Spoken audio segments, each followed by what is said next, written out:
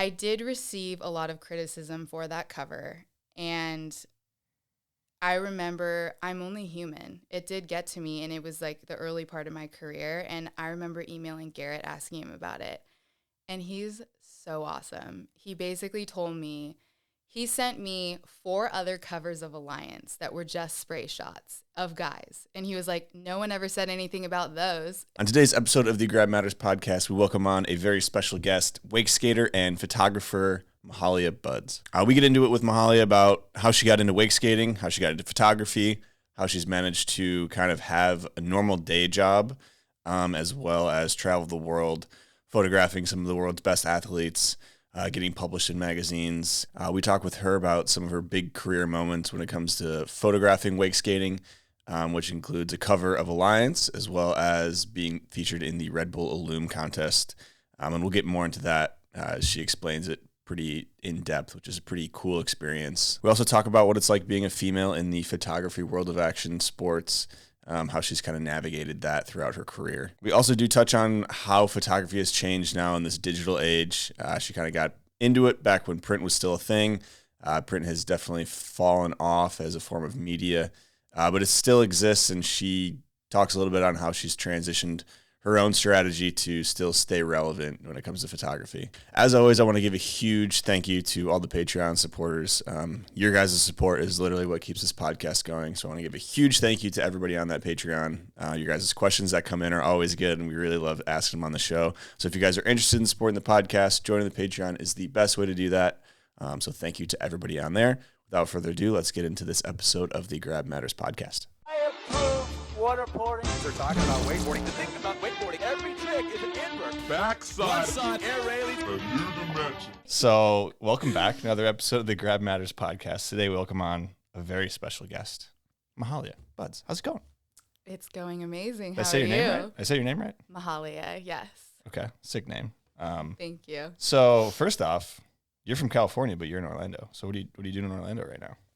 I am in town for the Geezy wedding. So TJ and Maria are getting married, and I'm so excited to celebrate with them and see everyone. It's going to be a really good time. So I reached out to TJ for a question a couple days ago. Makes sense. He probably didn't get back to me. He might be a little busy. Yeah. That explains that one. So TJ, if you're watching this, apologies for bugging you during your probably busiest time of your life right now. So, but congratulations. When this comes out, you guys will be married. Yeah. So that'd be awesome. Is Nick Taylor going to that too? Yes. Okay, so full wake skate reunion. Basically, the entire Anna Maria Island wake skate crew is going to be there. The Rouse.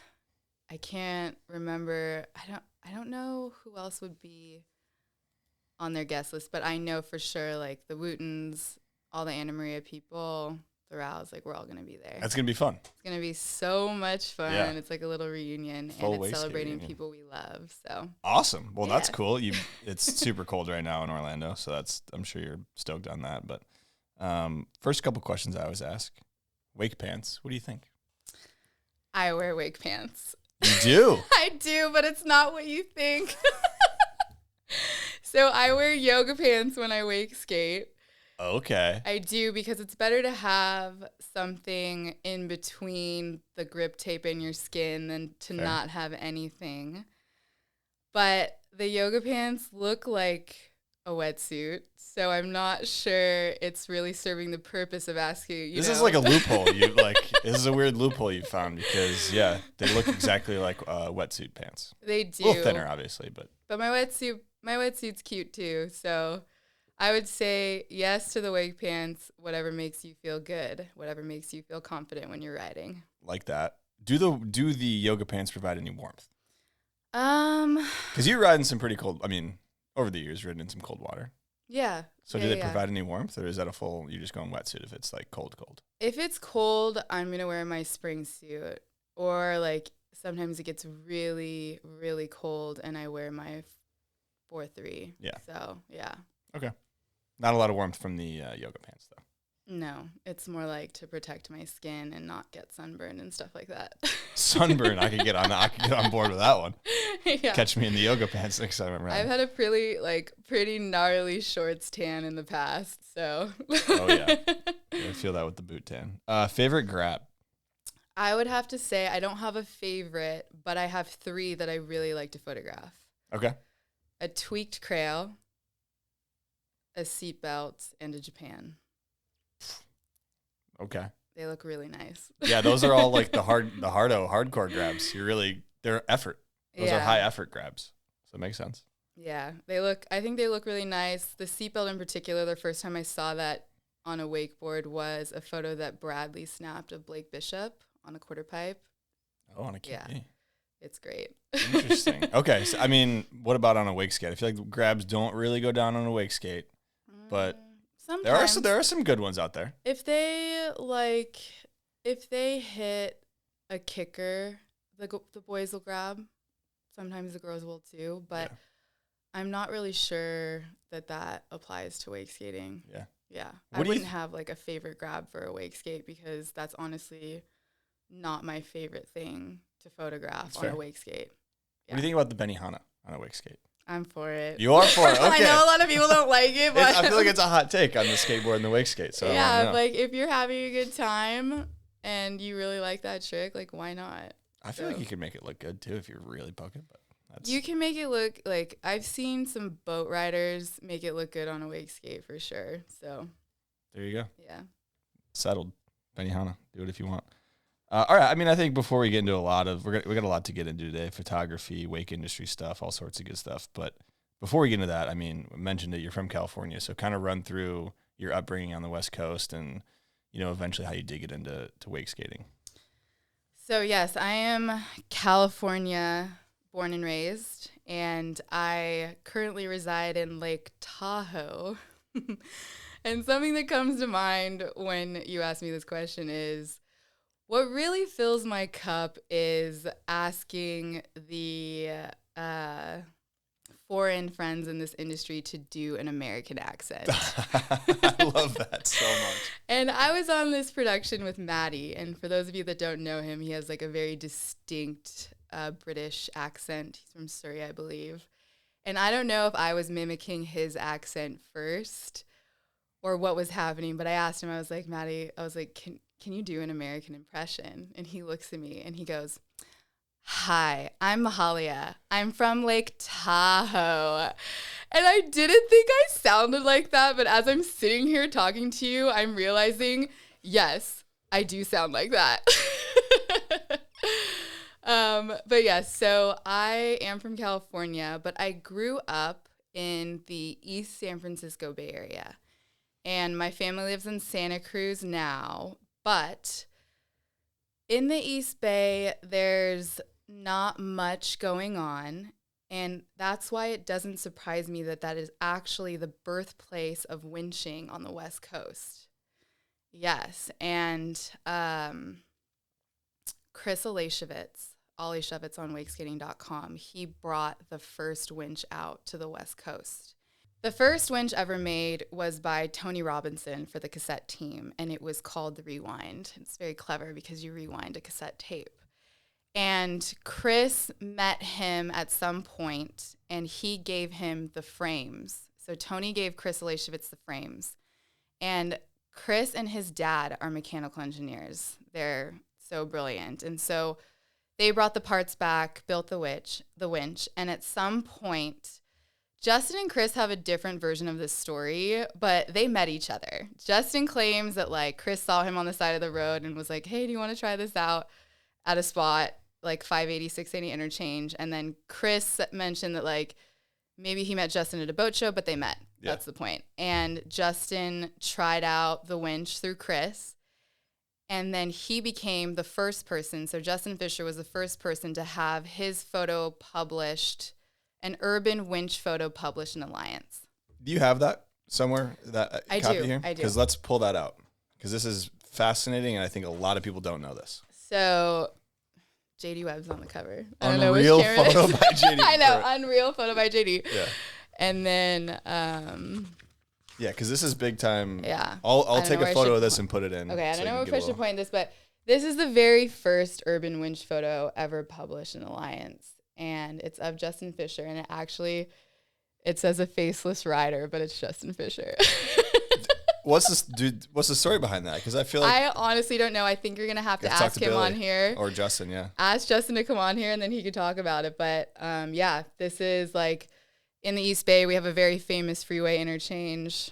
I'm not sure if this is right there under the 580, 680, but this was the first photo ever published. Sick of an photo, urban little wincher. backside shifty.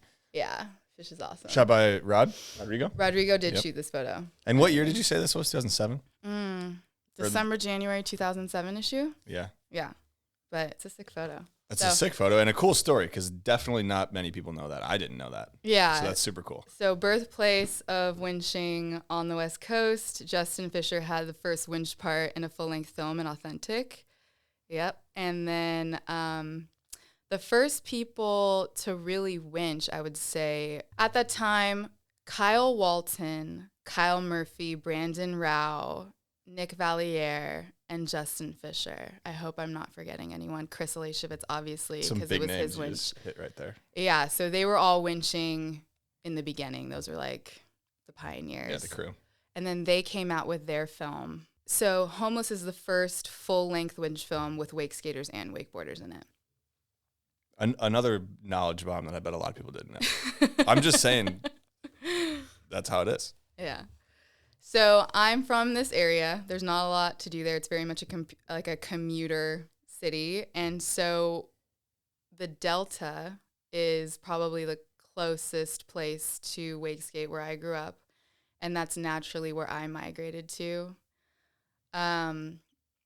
My friend, so I actually started wakeboarding first. Okay, I was curious on that. Yeah. So I started wakeboarding first, and it was my friend Katie. She was a wakeboarder, and we managed a front desk together, and she invited me out on the Delta one day. And I got up on a wakeboard, and I loved it. It was so great. Like, it's just so fun. I really liked it, but I don't come from a family that has a boat. I don't come from a family that has a water sports background, and I wanted to learn more. I wanted to be able to ride more. And at the time, the way I was able to do that, like, I think I went on Wake World, and I went on Find a Third, Be a Third. But I still wasn't getting out, like, as much as I wanted to. So I eventually, like, I think I did, like, a Google search for, like, wakeboard camps, and I found Josh Smith, and he was NorCal Wakeboard Camp. And I ended up going out on his boat a lot, and I would ride with Colin Worth and Vandell a lot. Like, I was like, they were more like, they competed in the INTs, and their parents were like, you know, really interested in like, what, you know, how can my kid get this many points or whatnot? Yeah. But I love them all. So I was fortunate enough to have Josh, someone like that. So he's the godfather, one of the godfathers of the Delta. And Garrett, I remember he just came out with this post where he was talking about Josh, and his style was just like, he taught us all how to ride with style. Like, he was like, you guys are not going to be bent over at the waist, like, at the time. Like, and he was like, I remember he would always tell me, like, knees bent, chest up, hands down. But that's how I would get on the water. So I learned a lot from him. I met Rodrigo through Josh back when, like, I wasn't even photographing. I was just a student on his boat, and, like, I would, like, beg my friends to come out so I could go ride, like, my girlfriends that had no interest. Yeah. I'd be like, can you please come ride? I know you're going to love it. But, yeah, so I learned a lot from him, and then he was, like, I was a very, you know, I wasn't allowed to play team sports growing up. I had a very strict German father. Yes. So, what do you mean not allowed to play team sports? Like, it just was too dangerous. Like, my parents were really focused on, like, music and school. Like, there was no question in my head. I was going to go to college one way or another.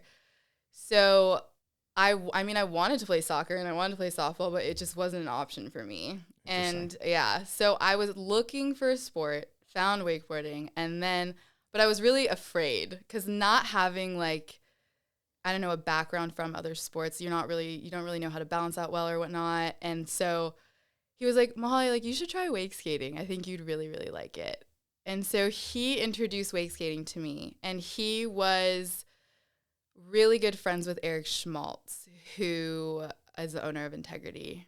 And my first wake skate that I had that Josh got for me from Eric was Nick Taylor's Anna Maria Island Integrity. Yeah. Wow. I You're know. dropping You're dropping some names right now too. Early on. Because I'm trying to remember exactly what it was and how one thing led to No, another. it's cool. It's Yeah. just interesting. So that is how I got into wake skating. And my best friend Laura and I, she loved it too. So we would go out with Josh and we would go wake skating together. And we loved learning how to do new things. She was like, this is like a video game. It's so cool. I remember her saying that to me, and that was my summer. Yeah. It was perfect. So that is how I got into wakeboarding and wake skating in the beginning. You were into wakeboarding for probably a few years there, or was it quicker than that? I learned how to wakeboard when I was 17, so pretty much when I could drive. Yeah. 17, and then I started wake skating when I was 19. Okay, so it was pretty quick after learning how to wakeboard. So what about wake skating, I guess, was you made the switch and you're like, all right, I'm not doing this strapped in shit anymore. I'm doing wake skating. What was so cool about it? Why were you so drawn to it? It's so fun. I like to be able to move my feet around a board. That was really fun. Yeah. Yeah, and I don't know how else to explain it. It was really cool to just be able to move my feet around on a board. I liked that. I think there's something to be said for that, for wake skating, and it's surfing too. Snowboarding and wakeboarding, you're strapped in, locked into a board. Yeah. Wake skating, surfing, some other stuff, you have freedom. It's cool. Yeah. You're not locked in. Simple. So, all right, that makes sense. So I guess how does that progress? Because you said you're going to college one way or another, right? So. Okay, yeah. So fell in love with wake skating. Wanted to wake skate all the time. Wanted to wake skate every day. Soon after, I met our wake skate crew on the Delta. So we had this crew. It was Mitch Lemos, Chris Alashevitz. This is when I met him. Mitch introduced me to Chris, and we had so much fun. Chris's now wife JD, Laura, her sister. That was kind of our little Delta crew, and that was a really fun time in my life. Both after that, Chris and I are the same age. So it's so funny. I think about, we definitely did life parallel where we wanted to wake skate. Wake skating ruled over a decade of my life. That's all I cared about. And as I was searching for schools, I specifically wanted to go to a college where I could wake skate. I didn't want to be too far away from the Delta. And I did apply to the bigger ones in Southern California, but I ended up choosing the University of California, Davis, so UC Davis. And I called the water ski team. Oh, they had one? Yeah, they had a water ski team. They didn't have a wakeboard team, but they had a water ski team, and I called them, and I was like, hey, is there any chance I could just wake skate with you guys? And they were so cool. They were like, yeah, there's actually this one other kid that does that with us, and his name was Ryan Zayas. If you went to Convergence, you probably met Ryan, but him and I wake skated with the water ski team at Davis together. And I know that's a funny visual. And they did try to get us to trick ski a lot, and we were like, no. Did you do any slalom or trick? Did you try it? Yeah, you're just no. This is not my thing. It could not be more opposite than I know, wake skating. it's just not my thing. So I was like, no, I just want to wake skate. So they were really cool. We had some fun cabin trips with the ski team. Everyone would go snowboarding in the winter. That was a fun time. So what did you study at UC Davis? So I originally got accepted into their nutritional science program, but as you start making these decisions that really map out where you want your life to go, you kind of think about, okay, what would my ideal life look like? And I didn't see myself in a clinic working 9 to 5, not being outside. And I also had to take organic chemistry for that major, and I did not want to do that either. So I switched my major to math, which I know. Oh, you didn't want to take chemistry, so you just can take math. Okay. I know, but to me, math is easier. And so I majored in applied statistics with an emphasis in economics. Okay. Yeah. Interesting. I really like baseball. And have you seen Moneyball? Of course. I really wanted to be a baseball operations analyst. You want to work for Billy Bean? Yeah, well, something like that. I actually interviewed with the New York Yankees, and I made it to the final round. To beat that position? Yeah, but if I'm being honest, I thought about that too. I was like, if I work for this team, I have to live in the Bronx. I have to live in New York, and there's no wake skating there. So what am I going to do? And I was just like, okay, this is not for me. So like after college, I was like, what am I going to do? And the natural move for me, I was like, okay, whatever I'm going to do, I know I want to travel and I know I want to work remotely. So how am I going to fit this in? And I ended up taking a software engineering internship because all math majors in the UC system, you have to take programming to get your bachelor's of science. Yeah. So I went that route. I got a software engineering internship at a startup in San Francisco. And so I moved to the city, try it out. Everyone does, I think, once in their life, move to a big city just to see what it's like. And I remember I did not like it. So my senior year of college, Noel Carter built the first full-size cable park in the state of California, like on the West Coast. And I was literally driving back every weekend from the city to go wake skate on the cable. The first year was open. Yeah, the first year. This would be the second year it's Okay, open. yeah. So the first year was open. I went to the cable and I saw what it was like, and I thought that this was the coolest thing ever. I didn't have to depend on anyone else to go ride. You can literally, if you don't even know what this sport is and you want to try it, you don't have to depend on anyone. You can show up at a cable park, rent all your gear, and someone will help you get up on a start dock, and like you can see if you really like it. So for the first time in my life, I had the freedom to go wake skating whenever I really wanted to, and that was really special for me. There is something to be said because I had the same experience. I grew up on a boat, and you can only ride when so many factors line up into place. Mm-hmm. Then you see the cable, and it's like eyes completely open. I can ride until my arms fall off every single day that they're open. So it's so great. And it's amazing. Yeah, like behind the boat, I actually really liked hitting rails.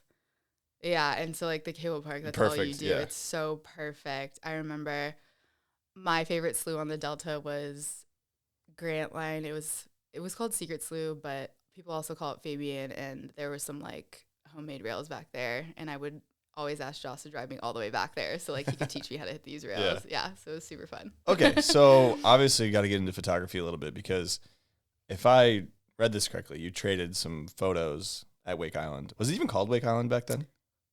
What was it called? I don't know. Because now it's Wake Island Water Sports, I think is what it was first called. Okay. But now it's Wake Island Water Park. Okay, yeah. So I started going to the cable every weekend.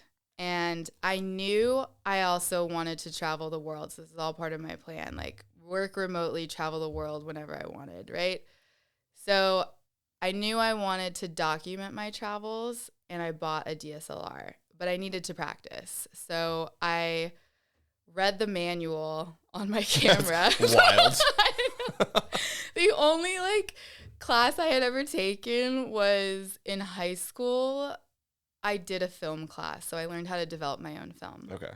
Yeah, so got the DSLR, took it to the cable park to practice. Like I just wanted to practice using it. I didn't know how to use it. And I started like meeting everyone there because I was there all the time.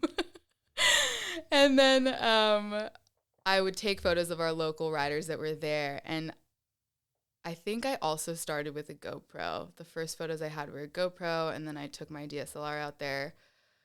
And then the riders started saying like, hey, like you should talk to Noel. Like these photos are awesome. And I think they showed him my photos and he was stoked. And Noel is so knowledgeable when it comes to marketing. So both him and we both worked for Hewlett Packard Enterprise. Yeah, he obviously worked there before I did, but like he was in marketing. I was on like the enterprise side, which is data, software, all the things. And so he was like, hey, Mahallia, like, would you want to trade me your photos for a season pass? And I was like, oh my goodness, I get to wake skate for free. Yeah, you can have these. Like, this is the best. I was doing this anyways, basically. So like, yeah, of course. Why not? Yeah. Fascinating. Okay, so Wake Island, how long are you in that zone, I guess? Because you didn't, like you said, it didn't sound like you had a ton of photography experience before this. You took a film class. And then is this DSLR kind of like the first step into you getting into photography? Like No. So my parents took us on these really epic road trips as children. We would go for 2 weeks at a time and just go, like, we drove all the way up to Alaska and down to like all the national parks on the western half of the United States. And my dad had a Nikon F film camera. And at the end of every trip, he would take his film, mount it to slides, and then like we would all look at them. We'd have like a slideshow. So I think that's why I really like looking at pictures, probably that from my childhood. And my first camera was his Nikon F. Yeah. Okay. So I guess what like drew you to photography initially? Initially, probably that. Like just being in these truly beautiful places in the United States. The national parks are absolutely amazing, and wanting to remember that. I would say once I was at the cable park, it was, I don't know, I really like just taking photos of people. Yeah. I don't know how else to explain that. I mean, it doesn't have to be any more complicated than that, too. It's just, I'm always curious on how people get into videography and photography, because it's an art, you know. It's not it's not like the board sports skill where you're doing tricks and stuff. Like, it's an art, more of an art, which boarding is an art too. But and I think I just wanted to like document my travels. Like I wanted to be able to do that with a nice camera. Fair enough. Yeah. Okay, I think it's time we dive into the LF'n Wheel of Questions presented by Liquid Force. The LF'n Wheel of Questions. Okay, let's go. Okay. So if you can go ahead and grab that down, it's way up there. But Liquid Force likes to make wakeboarding fun, so let's make this podcast a little bit more fun by spinning the LF'n Wheel of Questions. The new 2025 gear is out now, so go ahead and go to liquidforce.com or your local retailer. Check it out. That's perfect right there. Okay. So there's some good stuff on here, and I'm hoping it lands on hot take like I always do. But we've got hot take, favorite board graphic, favorite web edit. We got some good stuff on there, so go ahead and give it a spin. Not going to lie, that was a weak spin. That was a pretty weak spin. All right, here we go. Love it. Worst trend in photo or wake? Not bringing your camera, I'd say. Yeah, that's an easy one. Yeah, I would say that's it. Not bringing your camera. Yeah, you should bring your camera. For photo and wake, both industries, bring your camera. Yeah, bring your camera. Worst trend, I'd say also like hating. Like, if something makes someone happy, let them be happy. What if somebody's zeeching a rail? Is it okay? Can we hate on that? Yes. Okay. 100%. But like Benihanas, no, we can't hate on Benihanas. If it's good Benihana, it makes you happy. Do it. True. It's proper. Yeah. All right. I like that. And we got a bonus LF'n wild card from the crew at Liquid Force, and we're gonna get into a lot of shooting later, but they want to know your favorite event you've ever shot, if you have one. Oh my gosh, that's a good question. Because there's a long list. I know. And it doesn't have to be necessarily in wake skating. It could be in general. Well, I could answer for both. So wake skating, favorite event I've ever shot was definitely the Wake Skate Tour. I had heard of it. I was really shy in the beginning. Like, I feel like when you're trying to make a name for yourself, you don't really want to like just go to all the things. Like, you kind of are a little timid. And Nick was the one that was like, you should come to the Wake Skate Tour. And I was like, okay. And like my girlfriends they were going to. So I thought that was like the community there. Everyone is so welcoming. You get to see the gnarliest stuff happen. It's just, and it's so much fun. I don't know, like the wake skate community is so fun to be around, and I feel like everyone's really inclusive. So I would have to say the Wake Skate Tour was my favorite event, and Silas and Ryan did such a good job with that. Yeah, so. I think a lot of people, when they hear wake skaters and wakeboarders talk about the Wake Skate Tour that have never been, like I've never been to any stops. I've seen videos, seen photos, seen recaps. It's like, damn. Yeah, it's so fun. I wish, because it's in wake, all of wake, it seems like some of the best events that went down. Good setups, great wake skating, great vibes. Yeah, and vibes. Then for wake, I'd have to say Munich Mash. Yeah. Any specific one, or just Munich Mash in general? I guess like Munich Mash in general, because I had this wristband that I could go shoot anything at Munich Mash, and they have skateboarding, they have BMX, they have like every sport, and so I literally could just go over and shoot the skateboarders if I wanted. It was so sick, and I really like the audience that comes to Munich Mash. I think it's like it really feels like a big event. Like there's so many people watching the wakeboarders, and it's really good for the sport. Yeah. So I would have to say Munich Mash on the wakeboarding aspect. Okay, so speaking of wristbands, Okay. what kind of level of wristbands are we talking that are available at these events? Because it sounds like you got like the gold tier, the top tier wristband. At every event, like every Red Bull event or like big event like that, you have a wristband, and there's different tiers. There's like one where you can go anywhere. There's one where you can like only stay in the wake area. One where you can only be like, I don't know, maybe in the tents also. Yeah. Like where Where the riders food's- hang like out, the food where is the at and food is stuff. at and Yeah. stuff. Like you need a wristband to get in there. Sometimes it's riders only, sometimes it's not. But if you're a photographer and you're like photographing an event, you need to be able to go everywhere. So I think that's why. I was gonna say, who you gotta talk to get these like high to get level these wristbands? wristbands. I need me some of these ones because I was struggling at Red Bull Wake the City. I got yelled at a couple times before we got the top tier wristband. So. If you're working media at an event, you need the wristband that gets you everywhere. You have to because go how everywhere. else are you supposed to document it? You can't be asking people to go here, go there. You just gotta, No. You're running and gunning out there. Yeah, but there is like Right. tiers of wristbands. That's a thing. Yeah, it is a thing. It's kind of funny to think about. Yeah. All right, so thanks to Liquid Force for that. We can go ahead and put that LF'n wheel of questions back. That was good there. All right, so we're kind of diving back into Wake Island, and there's an important moment, I think, in your career. This is because you had your first big shoot at Wake Island, correct? I did. Okay. I did. So I guess run through that. Okay, so at this point, I literally am going to work, and then after work, I go to the cable park and hang out with. We had like such a fun little crew. It was so much fun, and we would just literally be at the cable park every day. And sometimes I think back to that time, and I really miss that time. So I'm getting better at shooting because I'm there all the time, and now Knowles Park is getting on the map, and he's having these big events come into town. So like the Liquid Force Free-for-All, like athletes want to come to his park. They want to see what it looks like, all the things. And Red Bull, it is a Red Bull sponsored park.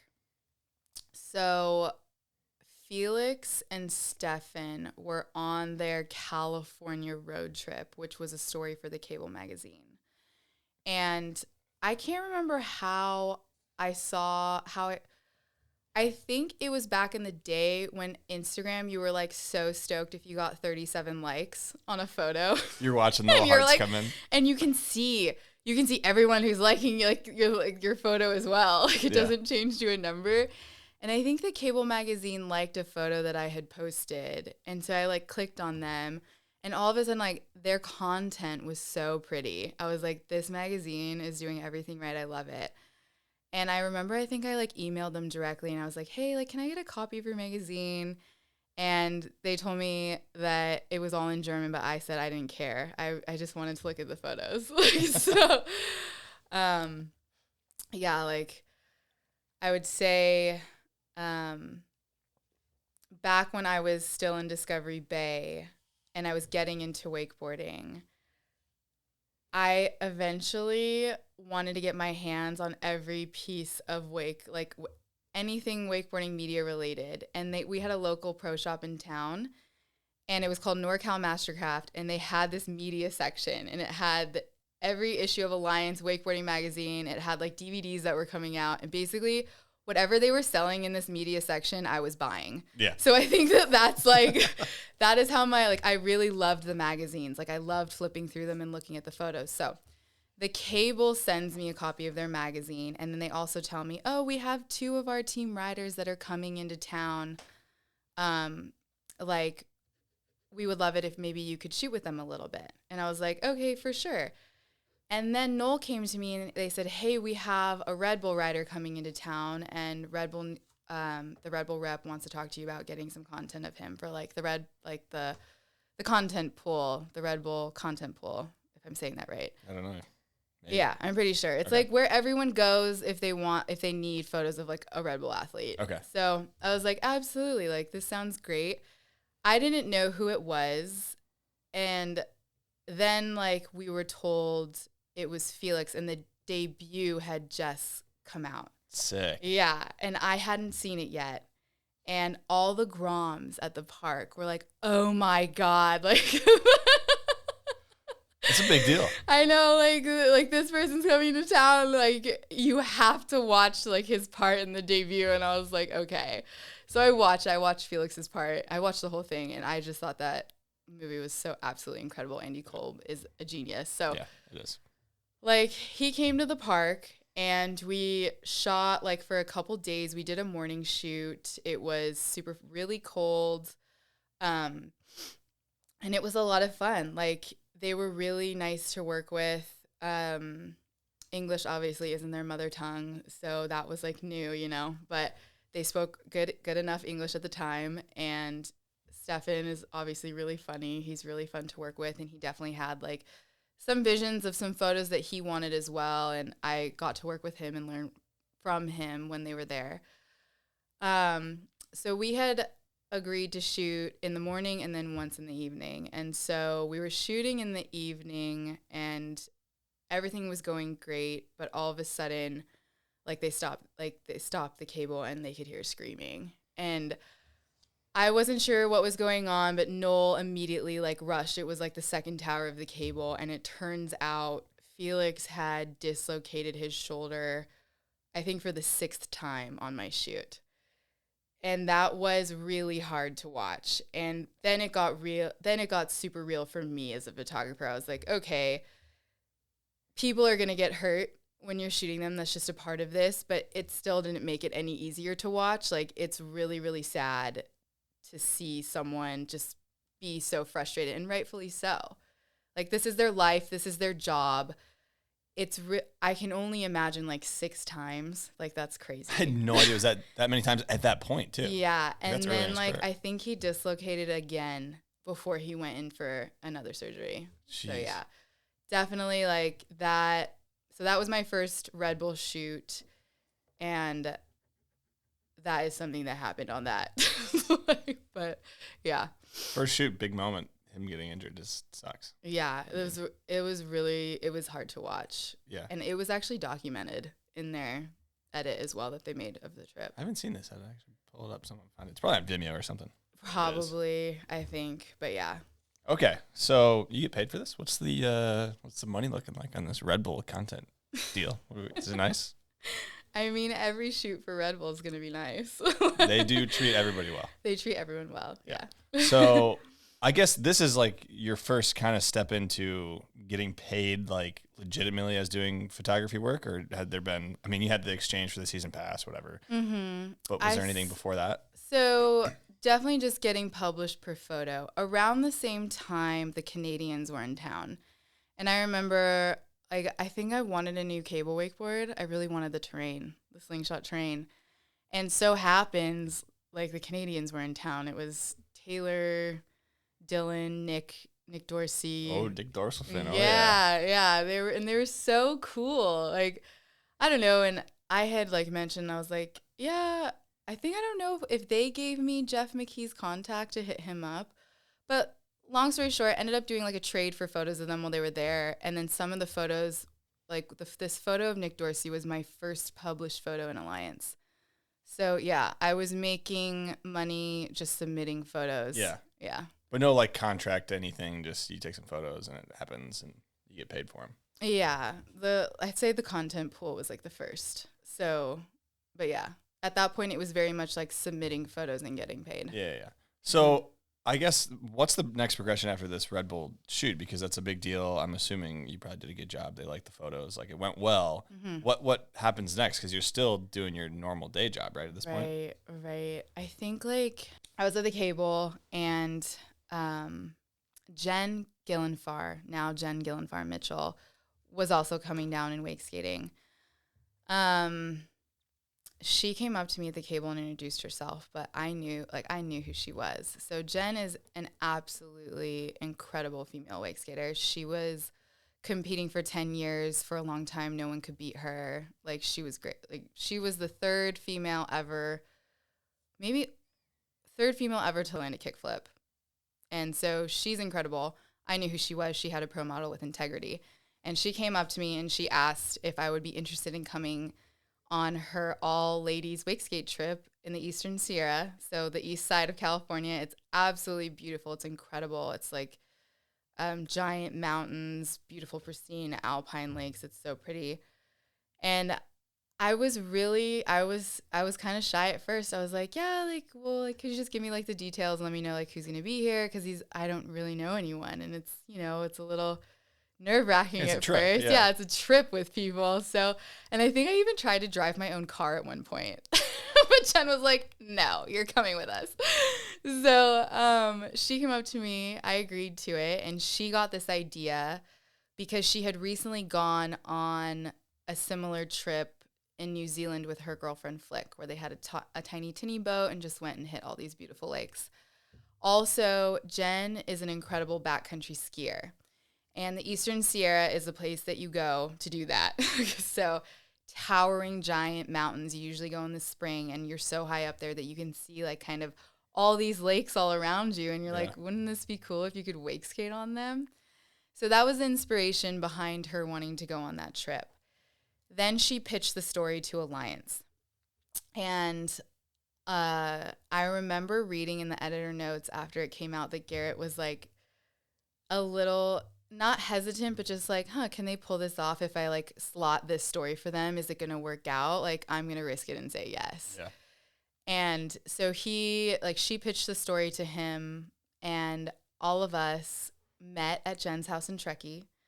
And we started our adventure from there. So we had Cassandra Scott was there, Tina Rao, Krista joined us eventually, Flick, and then Jen. That was our crew. That was the first shark tour. And we basically just took her camper. She had a 4-wheel camper. We like hooked up the boat and then went down to the east side on the shark boat. Explain the shark boat. Okay. Because people are going to be like, what are you talking about? Shark boat. So the shark boat is a 1960s Alumacraft Maracaibo, I believe.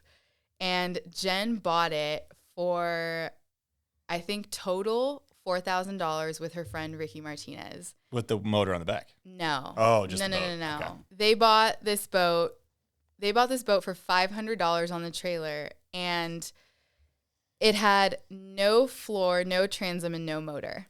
And then they put $3,500 into the boat, her and Ricky, and then they fixed it up for like the ultimate wake skating machine. Like, it was awesome. You could basically ride on fumes on this thing. Like, you could ride for 3 days. Like, it's burning no fuel. Nothing. It's so great. And it was so cute too. Like, she was like, I didn't expect it to be this cute. But it has like teeth on the front. Was that custom, or is that that's how I bought it? That was custom paint job, and she put the teeth on too. And then they did like a really nice floor, and then like the back part, the transom where the motor sits. So yeah. Okay. Yeah. So yeah, you kind of keep running through the trip because you guys are on shark boat. You got the camper. Like, what's the goal of like what? Because you guys pitched it to Alliance, but like, what are you guys doing? Literally, just like a bunch of wakeskate girlfriends going to epic places and having a great time. Sounds like a blast. It was so, like, as someone who used to have to beg their friends to go wake skating, like, this was awesome. Like, these girls wanted to ride. Like, they were, you know, they're such great wake skaters. Most of them have ridden on the tour. And it was so awesome to, like, just be in that company and really have friends, solid girlfriends that loved this sport as much as I did. The only other person before that was my friend Laura. But, like, and just, like, we're all going on a trip and doing what we love the most. Like, this was so great. Like, that trip was definitely life-changing to have that. Yeah. So. Well, life-changing in more than one way, right? Because you're taking photos, and right behind you is the Alliance Wake mag, right? Yes. So go ahead and pull that out. I will also put a photo in because I have, I think, the high-quality version of this. So I shot my first cover on this trip, and it's of Cassandra Scott carving really hard. For the listeners, the most epic Yeah. backdrop. I mean, So it's at Lake Crowley, and you can see the Eastern Sierra in the background, and it's bluebird sky, and there's snow on still there. snow on the mountains. Yeah. Yeah. So, like, I shot this cover on this trip, and that was honestly that was probably, how do you describe, like, in the beginning in my early career, that was a really big thing. So once you shoot a cover, and it makes me kind of sad that if print doesn't come back officially in our industry, that some people won't get to feel what this feels like. Yeah. But to have your photo on the cover of a magazine is the best feeling. Like, I can't even describe it. And I've never felt like that before in my life. Like, so it was like of a trip that was so much fun. Like, I can't even describe. And it was, yeah. So after I shot that cover, I think that's when my world really got turned upside down in terms of like gearing more towards being an actual professional photographer in this industry. So after I got my cover, I was able to use that as leverage to get sponsored. So I really wanted a nice camera bag because I also knew I'd be traveling, and I really wanted an f-stop bag. I hit them up and got sponsored by f-stop gear. And it was just like, they liked my vibe. They liked the story. I had photos of myself wearing one of their backpacks in the story. And it was just so great. So from there, I think that it really opened a lot of doors for me to start photographing the things that I really like, being able to photograph things on a professional level and things of my choosing as well. Like, so that was a special moment. So are you still working though, your normal job at this point, or like, I'm curious on the transition. Okay. So the entire time I am working as a photographer in the wakeboarding and wakeskate industry, I have a full-time job as a software engineer. Okay. Yeah. So I eventually moved back to where Wake Island was, and then had a full-time software engineer job there. And then my job eventually moved me to be remote. So yes, I'm working full-time. Okay. So I guess obviously you're a girl and you're a female in the photography industry, I guess. Industry as a whole, but obviously the water sports wakeboard industry. So, and it's very male dominated. So I think it's a good time to kind of open this can of worms of like, what was your experience like being a female going into, a male dominated industry? I got, Sina kind of has a follow-up question on this, but I'm curious on just your initial thoughts on like, did you face any, not repercussions, I guess, but like any pushback or anything, or was it pretty smooth, welcoming process? Answering this as honestly as I can, my biggest supporters in this industry have been the male figures. And without them trusting me and seeing value in my work, I'm not sure I would have gotten as far as I did because it is male dominated. That being said, I also had to grow a thick skin really quickly. So my cover was published, and it was, of Cassandra, and I thought it was just such a great thing. And then I go to Surf Expo that year, and, all the covers are blown up big. It's a thing. And I hear what people really like, what some of like the other athletes think about it, and they're upset about it. They were upset. I'm not exactly sure why, but I can imagine why. Like, some people feel that the cover of an industry-leading magazine should show where the industry is in terms of like the professional riders showing off like what they're doing. You know what I mean? And I get that side of things, but also this sport's about having fun. It's literally about grabbing your friends and having fun behind a boat. That's how I feel about it. So I did receive a lot of criticism for that cover, and I remember, I'm only human. It did get to me, and it was like the early part of my career. And I remember emailing Garrett, asking him about it. And he's so awesome. He basically told me, he sent me 4 other covers of Alliance that were just spray shots of guys. And he was like, no one ever said anything about those. And he was like, I stand by my decision. I would not change a thing. And to hear him say that is probably what I needed to learn one of the biggest lessons of being a photographer in this industry, or just in general, is that if you're not being criticized, you are not pushing hard enough.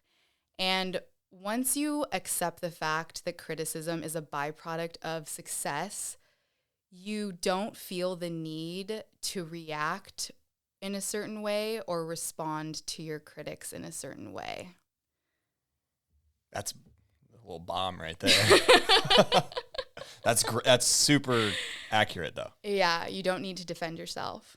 So that kind of eased the nerves from Garrett hearing that, because it is true. It is true. There are some carves that I would say are less good than what she's doing on that cover, because that cover has a lot more than just a carve. You know, it's got a whole lot going for it for my dumb, not trained art photography eye. No. and also remember, the first issue of Alliance was Brian Grubb not landing a trick anyway, so that doesn't count.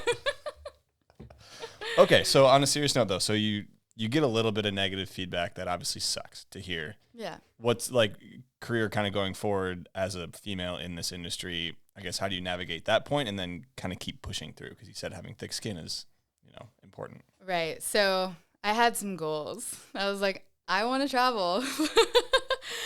And that was all water under the bridge at this point. At this point, I'm like, I'm going to shoot what I want to shoot. And if you don't like it, then don't look at my photos. Like, so Yeah, flip the page. I don't know. Like, that's just how I felt at the time. So I went to Surf Expo, and I feel like that was the move if you wanted to, like, put some feelers out there and see what other work is out there. And you want to introduce yourself, to certain people and see, like, who you could possibly work with and stuff like that. Yeah. I wanted to meet Garrett in person, and I did. And I remember we were talking, and I was like, yeah, like, I'd really like to travel, more. And I remember at the corner of my eye, like, Nick Taylor was sitting at this table next to us as we were talking this conversation. And at the end of the conversation, Nick came up to me and he was like, hey, I'm going to Bali this winter, and I think that you should come and photograph this trip. And I was like, oh my God, like, yeah, of course. No. Well, like, just I thought it was such a cool opportunity because Bali was definitely on my wish list at the time. Like, that, I think in 2017, it was so different from how it is now. That's for sure. It was like just the culture of Bali and like tourism and Instagram really blowing up and like. So this is before that, you mean? Like, this is before. I guess what's the difference? I guess what was it like back then when you went with Nick? I haven't been back recently, but I did hear some things from my friends that have been back recently. A lot of stuff too. Yeah, it's just different. Like, there's a lot more garbage now. Even though like the boys were surfing on Kuta Beach, and I remember there was lots of garbage in the water there too, which is really, really sad. Yeah, like because Bali's such a beautiful place, but it was just a different vibe. Like, that trip, we were wake skating, surfing, like cliff jumping. Like, it was so fun. And I remember we went out to this bar, and it would become my favorite bar in the world. So it's called Pretty Poison. Have you ever heard of this place? No. Oh my God, it was so sick. So basically, the bar you walk in, it's half indoor, half outdoor, and everyone is just lining this empty pool, and skaters are dropping in all night long, and there's live music, there's a bar, it's a vibe, and it's so much fun. And I don't think I've been to another place like that. Yeah. Like, around the world. I know that would not be allowed in the States. Of course not. It's fun. Yeah. But yeah, so it was, I don't know, and I don't even know, I knew Pretty Poison came back, but recently I might have seen that it's like shut down again. I'm not sure. If someone knows, DM me. Yeah. So, yeah. So was the cable up at this point? The cable in Bali? Or is it? Okay, it was. Yeah. So I wasn't sure when it was built. The cable in Bali is a saltwater cable, and we were there every day. Like, at the time, like, the fresh juice was like, so I remember wanting one every single day because the fruit there is just so fresh. Like, it's just like, but we were riding at the cable every day, and it was just so much fun. Who was on that trip? Nick, Yan, Cassandra, Jake, Shelly. We just had a really cool crew, also still working at that time, so I would bring my work laptop with me. Shelly was also working, and it was so funny. Like, she'd be working in the car, and I can't do that. I can't hit someone's Wi-Fi in the car and work. I would, like, get car sick, but that's a thing.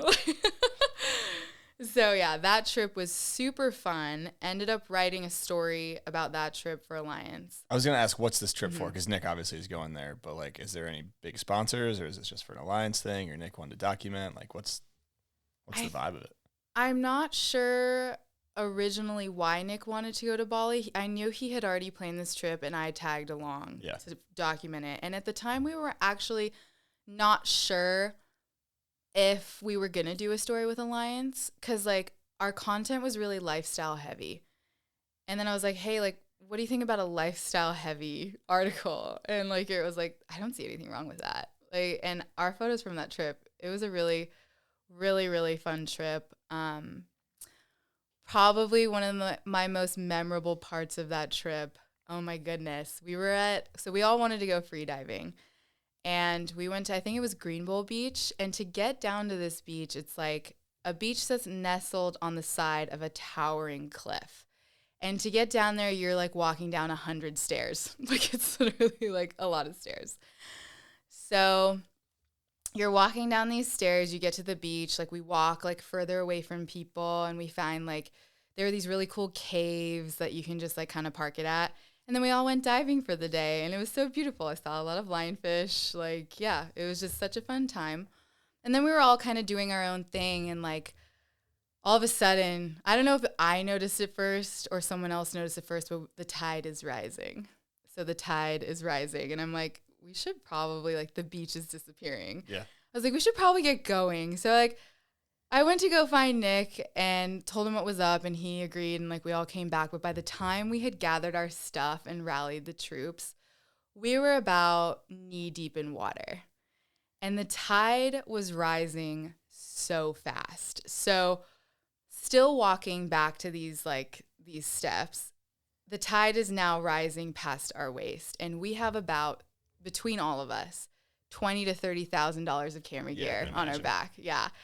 And all of a sudden, it gets pretty brutal, and the waves are crashing on the cliff right next to us, and we're being pushed around. Like, my gear got soaked, my bag got soaked several times, and there was a point where we had to like lift up the gear over our head to get out of there.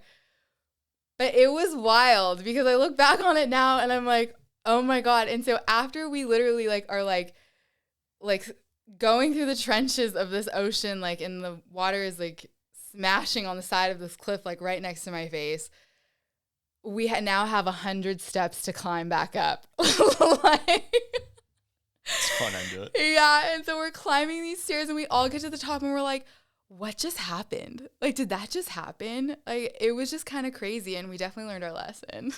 So, free diving. I Yeah. feel like Nick Taylor's got to be absolutely just nasty at free diving. Oh, he's insane. Like, how deep is that cat going? He's got to be going so deep. We also like to dive in the springs, a lot of us. The springs here in Florida, Yeah. they're so beautiful. I'm not sure how deep Jenny Springs is, but what makes Jenny Springs really special are two things. One, like, you can actually dive into the caves underneath. That's a hard no and for I me. think, oh my gosh, I don't want to get this wrong, but Nick can he can hold his breath for a really long time. So the Seems boys like go into the caves. I don't Yeah. go that far in. That freaks me out. But something else that's really special about Jenny Springs is the river that flows into the spring has a lot of cypress trees lining it. And cypress trees secrete tannic acid from their roots, so it makes the water like super brown and kind of murky. There's a place in Jenny Springs where the freshwater spring water is like mixing with the water with the tannic acid in it. And you dive down, and for the first 5 seconds, you cannot see a thing. But then all of a sudden, you turn around and you look up, and it's a rainbow of colors. It's absolutely beautiful. And I think Andrew Ream took a photo of me diving there. I was going to say, you have any photos of like I this? do. It's I can give it to you. It's absolutely incredible. I actually like that. I put that photo in one of the interviews I did for Red Bull, and like some guys DM me and they're like, how did you get this shot? And I'm like, it's the natural spring. And they like didn't believe me. What program did you use? I'm like, no, like that's the spring. Like, so. Okay, so I think we kind of bring it back to this trip with in Bali with Nick and the crew, and then kind of wrap that up. So what happens next in your photography career, I guess, after you come back from that? You do the lifestyle kind of article thing with Alliance. Like, what's the next step there? So Felix invited me to come to Europe. Yeah. So I remember after the shoot and being carted off into an ambulance, like we checked in on him to make sure like everything was cool. And then he had mentioned, he was like, you need to come to Europe. And I was like, okay. And I had my contact at the cable magazine. And I think that was the next thing that I did. So, how did this trip happen? He had just finished filming for the X Games, or he was still filming for his first X Games part when we were planning me coming over there. And I kind of figured it out at this point, like how to get my trip paid for. Like I was like, if I can write a story and shoot an article, like I can make enough money if I like budget everything right to pay for this trip. So I remember Bill and I were talking, and he was like, so what do you have planned for this summer? Like, what's your plan? I was like, I think I'm going to go to Europe and spend some time over there, like with Felix. And like I had mentioned about, I was like, would you be interested in an article about our time there? And I don't think, no, Bill did not see Felix's part at this point. Okay. There was no way, because when I was there, they were still color grading it. But Bill knew I didn't, like, obviously, like, he knew he was going to be in the X Games. So he, Alliance was really, I don't know, they were really, like, for me personally, so open to the projects that I wanted to do. Yeah, I was lucky enough to have, like, a lot of freedom in what I wanted to do with the content that I produced in this magazine. And I also thought to myself that, you know, it was important to tell Felix's story because he's such an interesting athlete.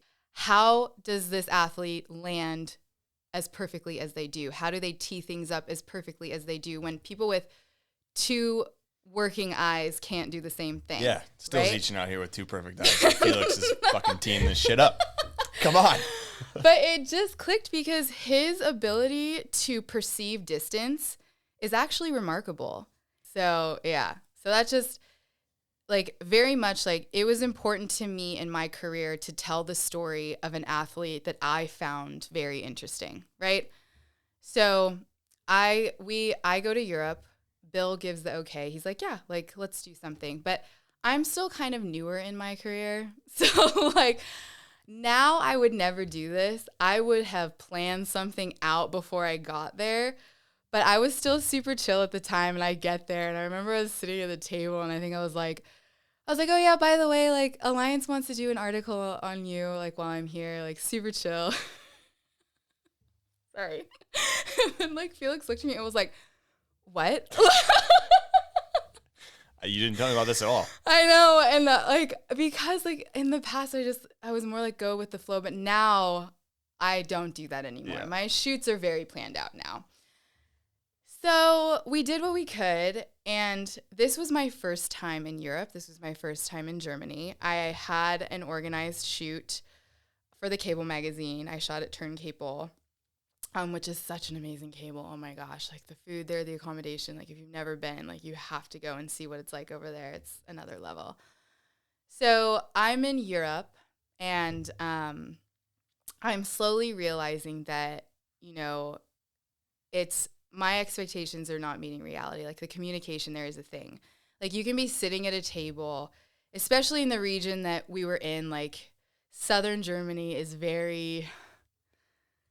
I've heard, yeah, it's what have like you Bavaria, heard? like that area. Yeah. That's where my sister lives, and like, Yeah. I feel like if you know German, it's like almost like a different dialect down there. Like it's a totally different culture down there too. It is. So if you're in the bigger city like Munich, like people will speak English, but something I learned really quickly was just because you can speak English doesn't mean you're going to. Like, so like you'll be, and Felix is from Kanzig, which is like a very small village, and like, why would they speak English? Do you know what I mean? Yeah, like, it's all the same people. Yeah. And so I just remember being like at a table filled with people, and you don't really know what's going on, but everyone's laughing and making jokes, and you want to laugh too, but you're just like, oh yeah.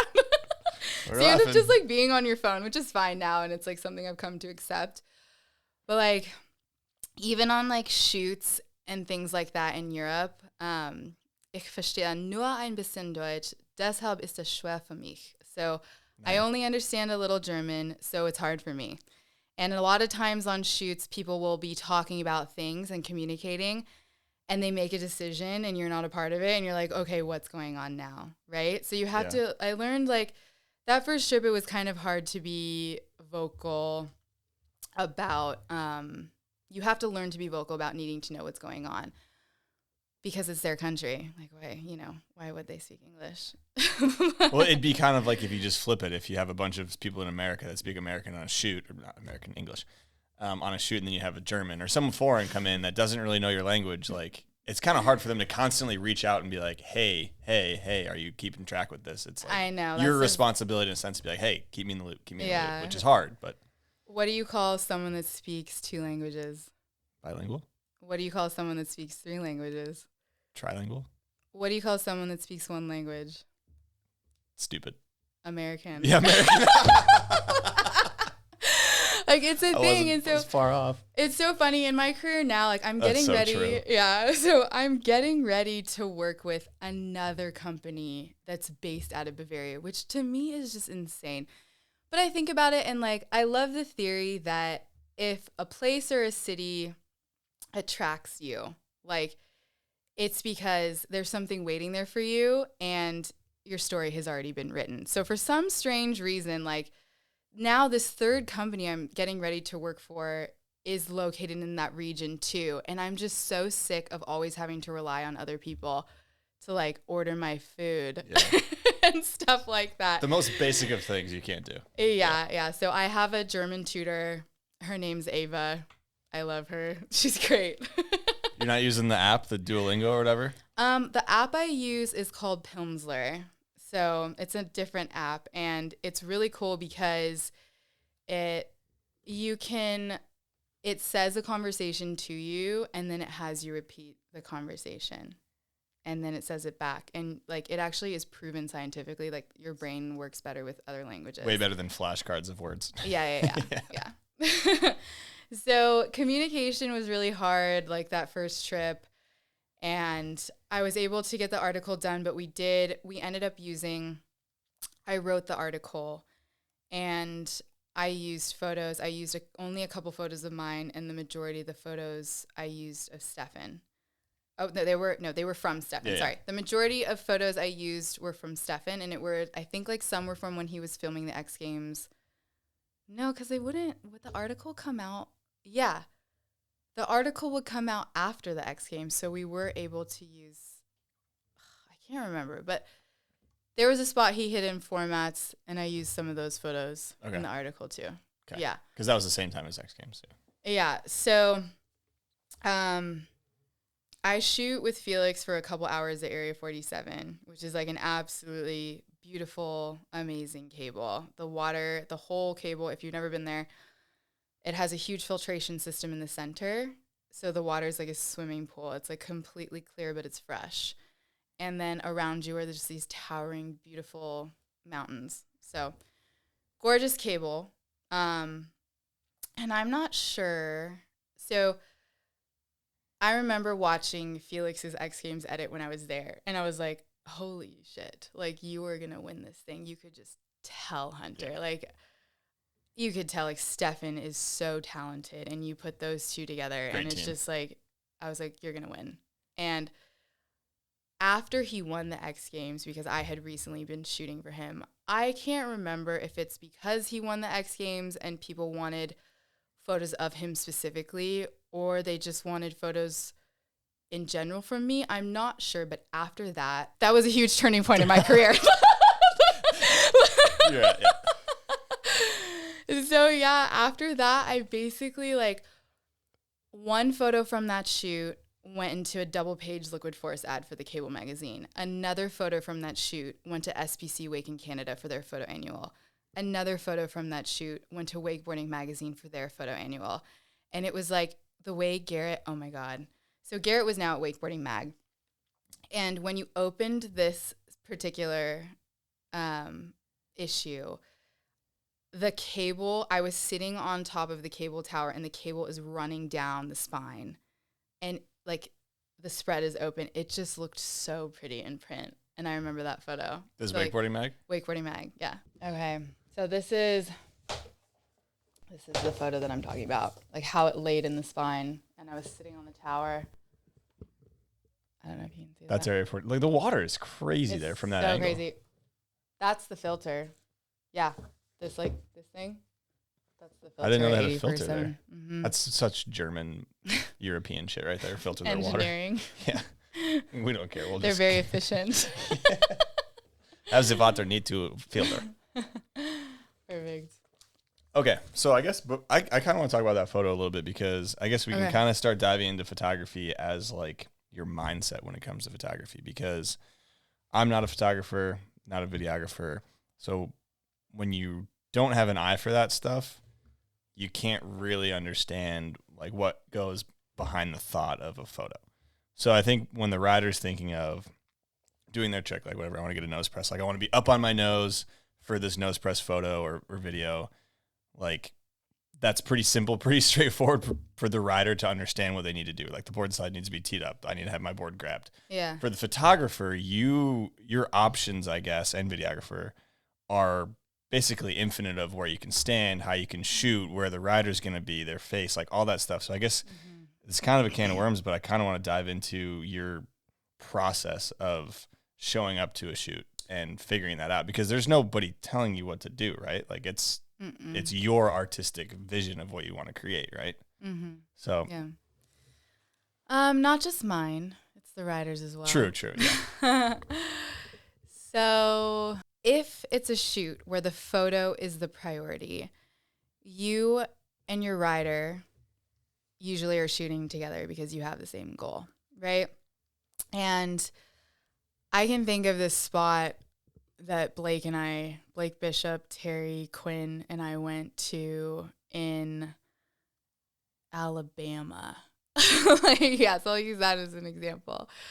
So I had shot with Blake a couple days before, and we were very in tune with each other. So we get to this winch spot, and, the guys are doing their thing, but where am I going to be? So the first thing I want to do is look at where the light is. I'm like, where is the sun coming through? Because I want to shoot you against the sun. And that's how you get that super awesome, like dreamy golden effect, right? And so we look and see if it's an option at this spot of the rider with the trick we're thinking of. Like, can we do it? Is there enough room for the landing? Where am I standing for this? Like for this particular photo, I was standing in like really close to the landing. But how deep is the water there? So I'll usually send one of the guys in. I'm like, can you walk over there, check. tell me how deep it is, if you feel any weird things, like a dead body or two. So we check the landing. Okay, like I'll be able to stand over there. Shoot, we know what we're going to shoot. Then we talk about the trick. Blake was so awesome to shoot with because he was very cognitive of where I was. I'm like, I need to be here for this photo to look really good. And he would literally see where I was and like grab his board and poke it towards me so I could see everything. Like he was really good at being photographed. And I'd say for that specific spot, that was kind of the vibe. There are other shoots I've been on where photo is not the priority, and that makes it a little harder. Yeah. Especially but you get to a spot and you want to look and see, okay, what is special about this spot? So it's in an urban setting, like, is it a ledge? Like, can I frame it with anything else in the foreground? Like, how can I make this look? Because I like fine art action sports photography. So I'm always looking like for a way to make it more artsy, I guess you could say. But definitely like if the photo is not the priority, I can't be in a spot where I'm getting in the way of the videographer. So that's another challenge altogether. But I would say I definitely, if photo's the priority, I want to see where the light is. And if it's a spot that, like, given what our goal was at the time, like Blake and I were trying really hard to shoot a cover. And I was like, we went to several different spots. And I'm like, this isn't going to do it. This isn't going to do it. And like, so it depends on what your goal is. And like, what do you envision this photo looking like? like, how does the athlete want to look in this photo as well? So I say that's how I approach like a winch spot. Okay.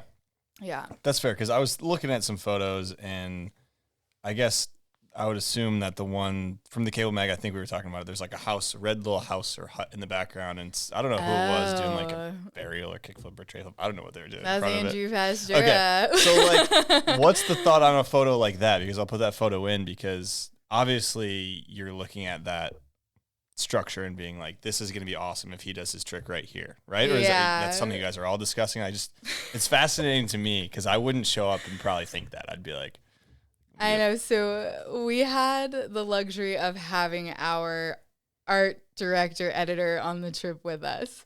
So Denny Brachna was on that trip with us, and he actually saw the house. But the funny thing is like, Hunter, do you want me to talk about this trip? yeah. Okay, like full I'll on put that trip. photo in, obviously, because it's... Okay, so to talk about this photo, I feel like I have to talk about this trip. So I get the call to go to see if I can come to Germany in 5 days for this shoot. And I'm like, well, what happened? And Bear was supposed to be the photographer on this shoot. It was this like really awesome winching trip with 2 like super rustic looking houseboats. Lucky Seuss organized it. Felix Andrade was on that trip as well. And then they told me Andrew Pastura is going to be there. And I was already I so badly wanted to do a pro interview for Andrew Pastura. And we can talk about this later, but when I had the opportunity to shoot him, it actually wasn't working out during that time. And I can tell you why from a different story. So, like, I wanted to shoot with Andrew. He was going to be on this trip. I have 5 days to get my shit together and leave for Europe. Yeah, quick trip. And I had just got back from Southeast Asia. I was living in Southeast Asia for 2 months shooting. And I was like, I wanted a cable mag cover bad. I was like, this is the next logical step for me. This is what I want. And I was like, just with how things kind of like Blake and I didn't get the cover we wanted. Like, it just wasn't working out. And I was like, if I go on this trip, I know I'm going to shoot a cover. Without guarantee, I just had this gut feeling. Yeah. Well, and Andrew Pastura, so. And it's Andrew Pastura. Like, so I was like, okay. And then I guess there was this new law that came into effect that you can't fly to Germany or something if your passport expires in 6 months. So I actually drove down from Tahoe, drove to San Francisco, stood in that government line, got my passport renewed, drove back to Tahoe, packed all my stuff, drove down to SFO, flew out of SFO, and then had this layover in France, almost missed my flight. It was the most stressful flight. That was the most stressful travel, I think, of my life. Almost missed my connecting flight, was running through the airport, made it. Immediately they pick me up. They're like, oh, you made it. I was like, I did.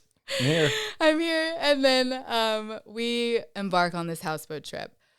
And so I think Lukey must have had a couple spots picked out. This was his idea. This place is so cool. It's called, I don't know the German word for this area, but in the article they called it Meckpomm. So it's near Berlin, and it's a series of canals. And you take your houseboat on these, it's so cool. You take your houseboat, and we were just basically floating down these canals on the houseboat looking for spots on the way. We would put the winch on top of the houseboat and paddle it out with the paddleboard. And it was just so beautiful. And what was special about this place was you would drive your houseboat into this canal. The gate would shut behind you, and then they'd raise the water level so you could get to the other lake or other area that you're going to. So that was super special. So honestly, my burnout on this trip was probably an 8 out of 10 at this point. Okay, we'll get into that. Yeah, we'll get into that. But I was really tired, so I slept a lot. And at one point, the guys came in and they were like, "Are you okay?" I was like, "I'm okay." So, but oh my God, that trip was so much fun. And we would just post up and kind of drive around and look for spots, because sometimes you plan for these things and you get there and you can't really hit it anyway. Yeah, so it's winching. it was definitely a lot of just whatever we saw. And Denny sees the red house. And he looks at all of us and he's like, what do you guys think about that house? And I'm like, if you like that house, we're shooting that house. Say no more. Say no more. So, like, I look at Andrew and we're talking about the trick. I was like, what about a backside flip? Like, I don't know whose idea was it, but it was being talked about. And I was like, that sounds great. So, like, this house is kind of on a lake. It's more looking like a lake where we are. So there's a lot of boat traffic. Okay, couldn't tell from the photo, really. Yeah, like, there's a lot of, we're still in this canal system, but it's opened up into, like, what looks like kind of a lake. And there is more traffic on this part of where we are. So I'm shooting from the houseboat and I need to be low to the ground. And I specifically chose a 200 prime for this shot with like how the light was. And so it was so important that the boat stayed in one spot, but it was a struggle. So the boats. I'm photography stupid. What's a 200 prime and why is it important that the boat stays still? So if you're shooting with a prime lens, it's a fixed focal length. And if you're too close, you're cutting off a lot of stuff. If you're too far, you're like, that's not the point of shooting with a prime lens. Like, so you want to be a certain distance away from your subject, right? So I'm shooting with a prime lens, and the boat's moving. It does take a while to like run the winch back because they're using the paddleboard, but these guys are fucking killing it. Like, I'm like, you guys are doing great. If we can just get the boat to stay in one spot, that'd be great. Can we drop an anchor here? Or what's the situation going on? No, we couldn't. And, like, my boat driver was on the phone. Like, it was just a really funny thing to think about. But we got the shot. And it was great. And we had such a fun time on that trip. Like, Lukey is such an amazing host. And Andrew and I went to the Bricks after that. It was just, I loved that trip. And being like, Andrew is my really good friend at this point, it was just super fun. Yeah. Okay. So, that's a cool story. I didn't know the story behind that photo. We got a Patreon question from Josh Boyle. And I was kind of wondering this as you were talking about shoots now, but he's wondering, you ever take any sets of your own, during a shoot? So obviously you said you went to the Bricks. I have to imagine that you're taking some laps here and there, right? I would 100% do. Okay. So I still love wake skating. When I'm traveling, I bring my stuff with me. Yeah, and I'm riding at all the cables in Germany. I do winch, but not the spots that the guys, not these, like, not for, like, if we're at a spot, no. Like, those are beyond my level. Those are beyond my riding ability, but, yeah, I do ride. And I love it. I still love it to this day. Thank you, Josh Boyle, for that one, and thanks everyone on the Patreon. Your guys' support is really what keeps this podcast going, so thank you for that. I think we dive into setup, actually, real quick, because you do ride. So, like, what board are you riding? Rope length, speed, shoes? So we'll start with wake skate. Okay. I have a few boards in my quiver. Like quiver. Okay. Some I collect. Some I collect. Others I ride. And right now I'm riding a Water Monsters. Shout out Andrew. Yeah. And then also I have this awesome Virtue that Tommy Wooten was kind enough to redo the base for me on because I love that wake skate. Yeah. Yeah, so I've been riding that, and then I love riding the cable. The cable park's my favorite, and I love riding in Janowski's, I'd say. Janos, okay. Those are my I mean, shoe of choice. That's fair. Snowboard? Yeah, let's do snowboard. Wakeboard. I mean, how often do you wakeboard? Strap in. I mean, I bring my wakeboard when I go to the cable, but I still have my train, like, from a long time ago, but it's so funny. I think, like, do I have another board coming? I was supposed to tell Dawn what board I wanted because we did a trade. Yeah. And I was like, a little butter stick action, maybe? Yeah. I think the last board I rode at a cable was the butter stick. Yeah. And I'd probably... Solid deck. Yeah. I think that's the one that I would order if I were to order one these days. Oh, I guess what size? Do you remember what size terrain and butter stick you could was the butter stick like a 1? It goes 44, 48, 52. There might be a 40. I don't know. Is there 138? There might be. There might be a smaller size. I don't know. The smallest one is the one I was okay. riding at the demo when they were in town. But yeah, that board is sick. So, and then snowboard, I ride a directional Moss. And then also I'll be riding a Karua here in the near future. Never heard of either of those brands. Directional I'm obviously brands. not tapped into the Karua- directional market. Yeah, Karua is from Bavaria. It's from that Oh. region of southern Germany. you And go. then Moss is from Japan. And then I'm Posy. Okay, before you do pause, what's the wakeboard stance? Do you know? You're just kind of ducked out. Oh my God, Hunter. You're not posy on the wakeboard. No, like it's so funny because I snowboard so much now and I don't wakeboard that much. Yeah. And so like I wore my wakeboard and I was like, fuck, my stance is so wide. Like I was like, I can't ride this board. Like I had to bring it in a little bit.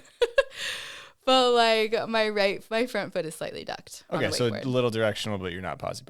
Not on a wakeboard, no. So, okay, why are you posy on a snowboard? I like to carve. It is my goal in life. To carve. To carve. I have my friend. Directional makes sense. Yeah, my friend Isaac from home, he's an insane local rider, Isaac Loretto, and he lays down like such a sick Euro carve. And like my friend Meagan and I, who I ride with at home, like I just want to carve like Those are the Isaac. goals when you Yeah, go those out. are the goals. Hey, nothing wrong with ripping cords and laying into some carbs. But yes, a Moss is like, oh, it's such a dream to ride that board in powder. It's so nice. And where are you riding at on a snowboard? Because you're in Tahoe area, right? Yes, so I do contract work for Sugar Bowl Resort. That's my home resort. It's an absolutely incredible resort. I love it. They do limited pass sales, so you're never going to stand in line. Some country club vibes is what I'm hearing right now. A little, but I trade with them as well. So I do shoots for them, and then I get my pass through them. Yeah. But Sugar Bowl is absolutely beautiful. And it has a little gateway to nice like backcountry access to one of my favorite backcountry runs. So I love it. You Perfect. can take the lift up and then drop down the backside, and you Yeah. have this beautiful view of Donner Lake. It's so pretty. There and you then, go. yeah, so Sugar Bowl for the resort, and then I'm also in the backcountry frequently. You got a, what do you call it when you got a split board? You doing the skiing up, 100%. snowboarding down? Oh yes. So Earn your turns? yes, I actually like the exercise aspect of it. Yeah. And I take my dog with me. I'll choose like more mellow terrain for him, but we'll like hike up together and then he'll chase me down the mountain when I'm Yeah. snowboarding. And if it's like a really nice powder day, it's super fun. But yeah, I ride a Jones and I have, You've got some decks. yeah, You so have some decks. I ride the Jones Solution. I think it's a 152. And then I have the Spark R&D Pro bindings, the lighter ones, because I don't know, I'm trying to save energy when I'm hiking up that mountain. You want exercise, but you don't want all the exercise. Well, you want to be efficient, right? Yeah. Like, so you want good gear when you're out there. But yeah. To me, efficiency is a rope tow and maybe a chairlift, but that's just me personally. I'm not hiking up any of these units. All right, so I think we were talking about snowboarding a little bit, and we've been talking about you shooting wakeboarding and wake skating, obviously. But you've shot snowboarding as well. Yes. So yes, I do. let's kind of compare contrast a little bit, I guess, because they're both board sports, but they're very different. Yes, and I will tell you, shooting snowboard photography is so much harder than shooting wakeboard or wake skating photography. When I moved, I've lived in Tahoe for like 7 winters now, I want to say. It's an incredible place, and the opportunity is there if you want it. So it first started with Sugar Bowl offering me this deal. And I was like, sure, why not? And I actually had a lot of fun with it. But even shooting snow in a resort setting, it's harder because you are balancing with all this weight on your back now. Like, have you ever like ridden with a heavy backpack, snowboarded with a heavy backpack? It's just different. And I'm pretty tiny. So like this weight. A little bit of weight goes a long way. Yeah, a little weight goes a long way and it's like throwing me around.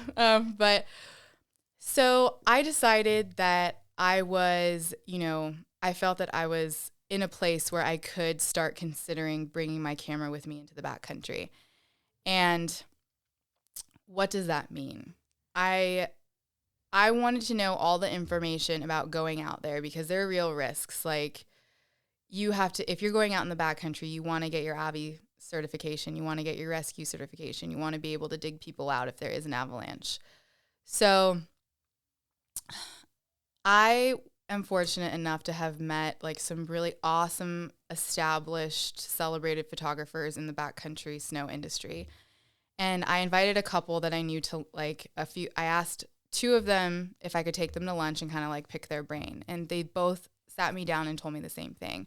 The biggest difference is that you can die in the backcountry. So if you're photographing out there and you're going to these big spots, you can die. And I was like, okay, I accept this risk. I took my certs. Like I have my certs. I think it'll be fine. And I'm not going to go in too crazy of terrain, right? So what's my next step? I think that to really learn how to do this the right way, I wanted to go with someone who had a lot of experience.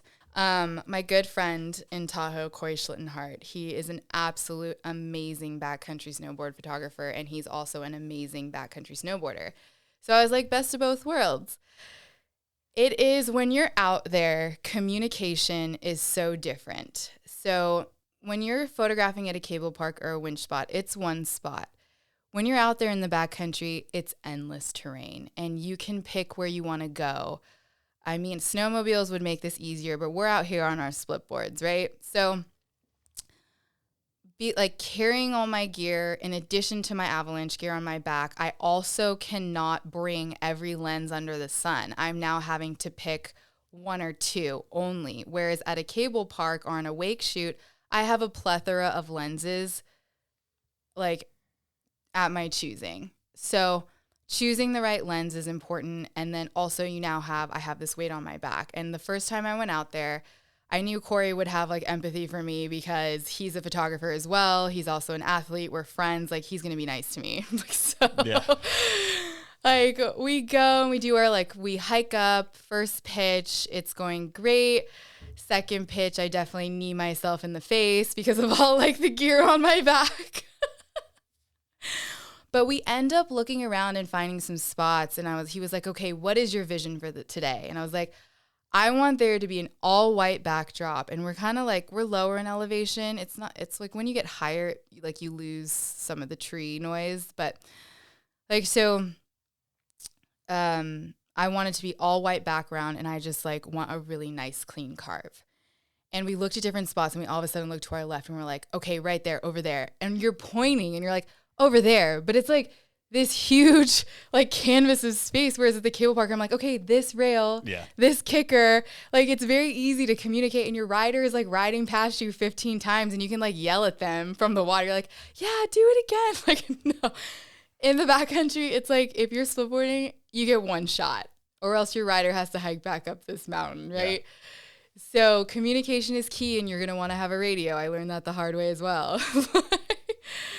So bringing an extra radio just in case your athlete forgets their radio, like things like that.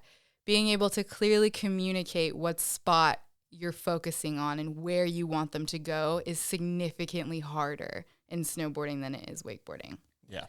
But I welcome the challenge because it's something new and I really enjoy it. So kind of yin and yang situation too. I feel like if you did wake 24/7, 365, the burnout would be very real. Or any one thing, I feel like. Yeah. Anything, you can't do it all year round. Yeah. The rest of your life. So, all right.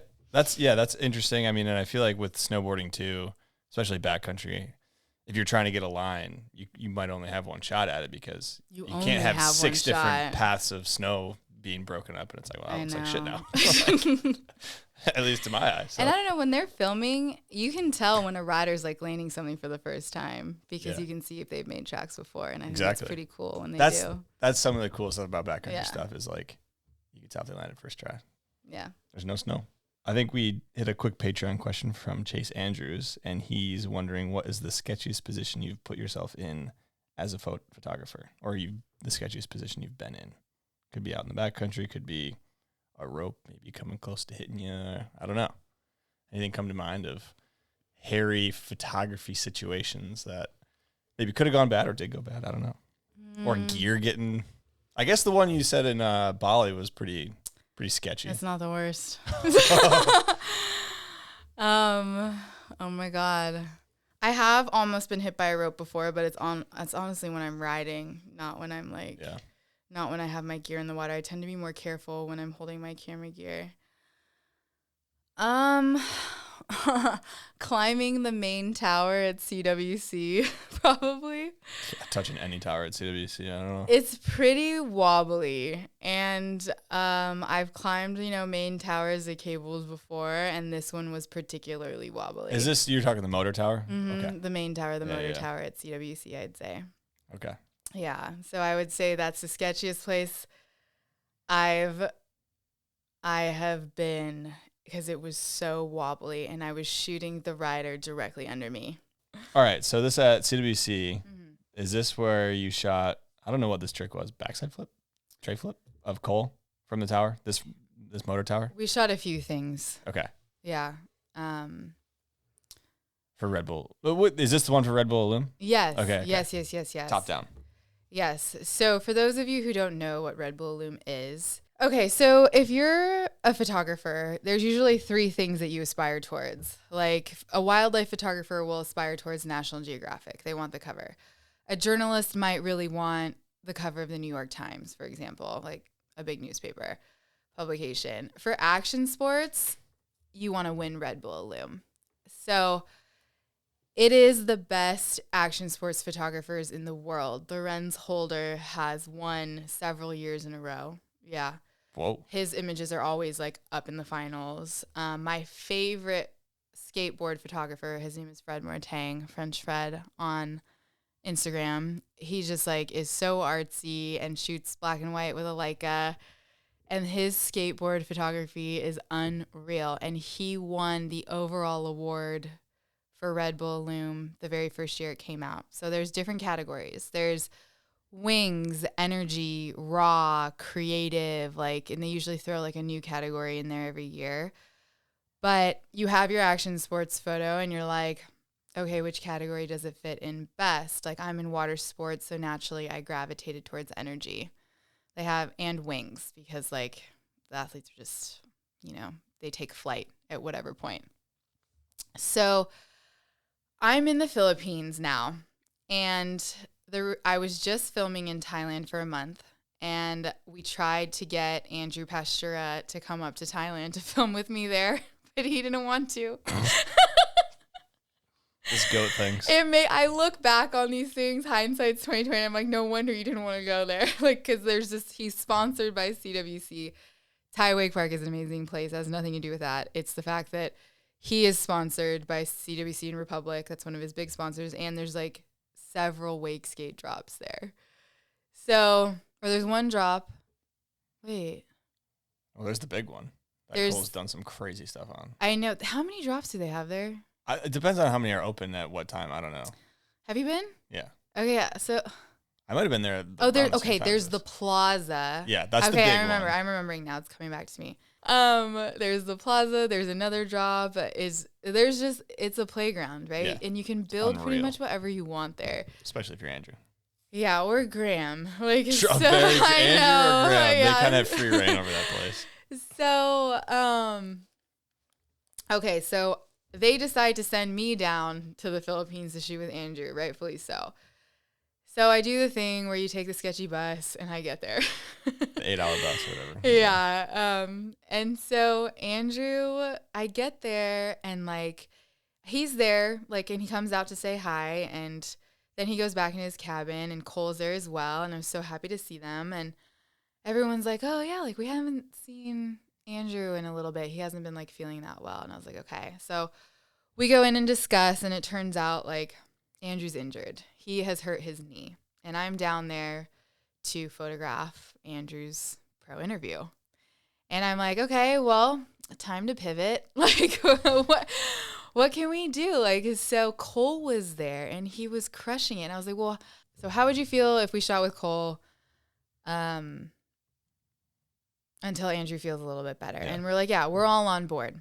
So I had just come back from a month in Thailand, and Andy Kolb was there as well. And I was helping Andy with his shoots, and he was helping me with mine. He didn't bring a camera, but got hired to shoot some stuff while he was there, so I lent him my stuff. And I learned so much from shooting with Andy Kolb. It was insane. So I'm now at CWC, and Andrew can't ride, but Cole can. And I have Andrew next to me filming pretty much the entire time. So now I have Andrew in my ear as well. And it's so awesome.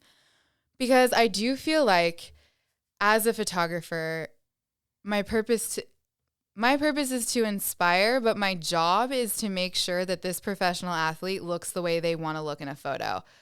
And wake skaters tend to be, I feel like they're more particular because your feet aren't attached to the board and you can be more particular in that way, right?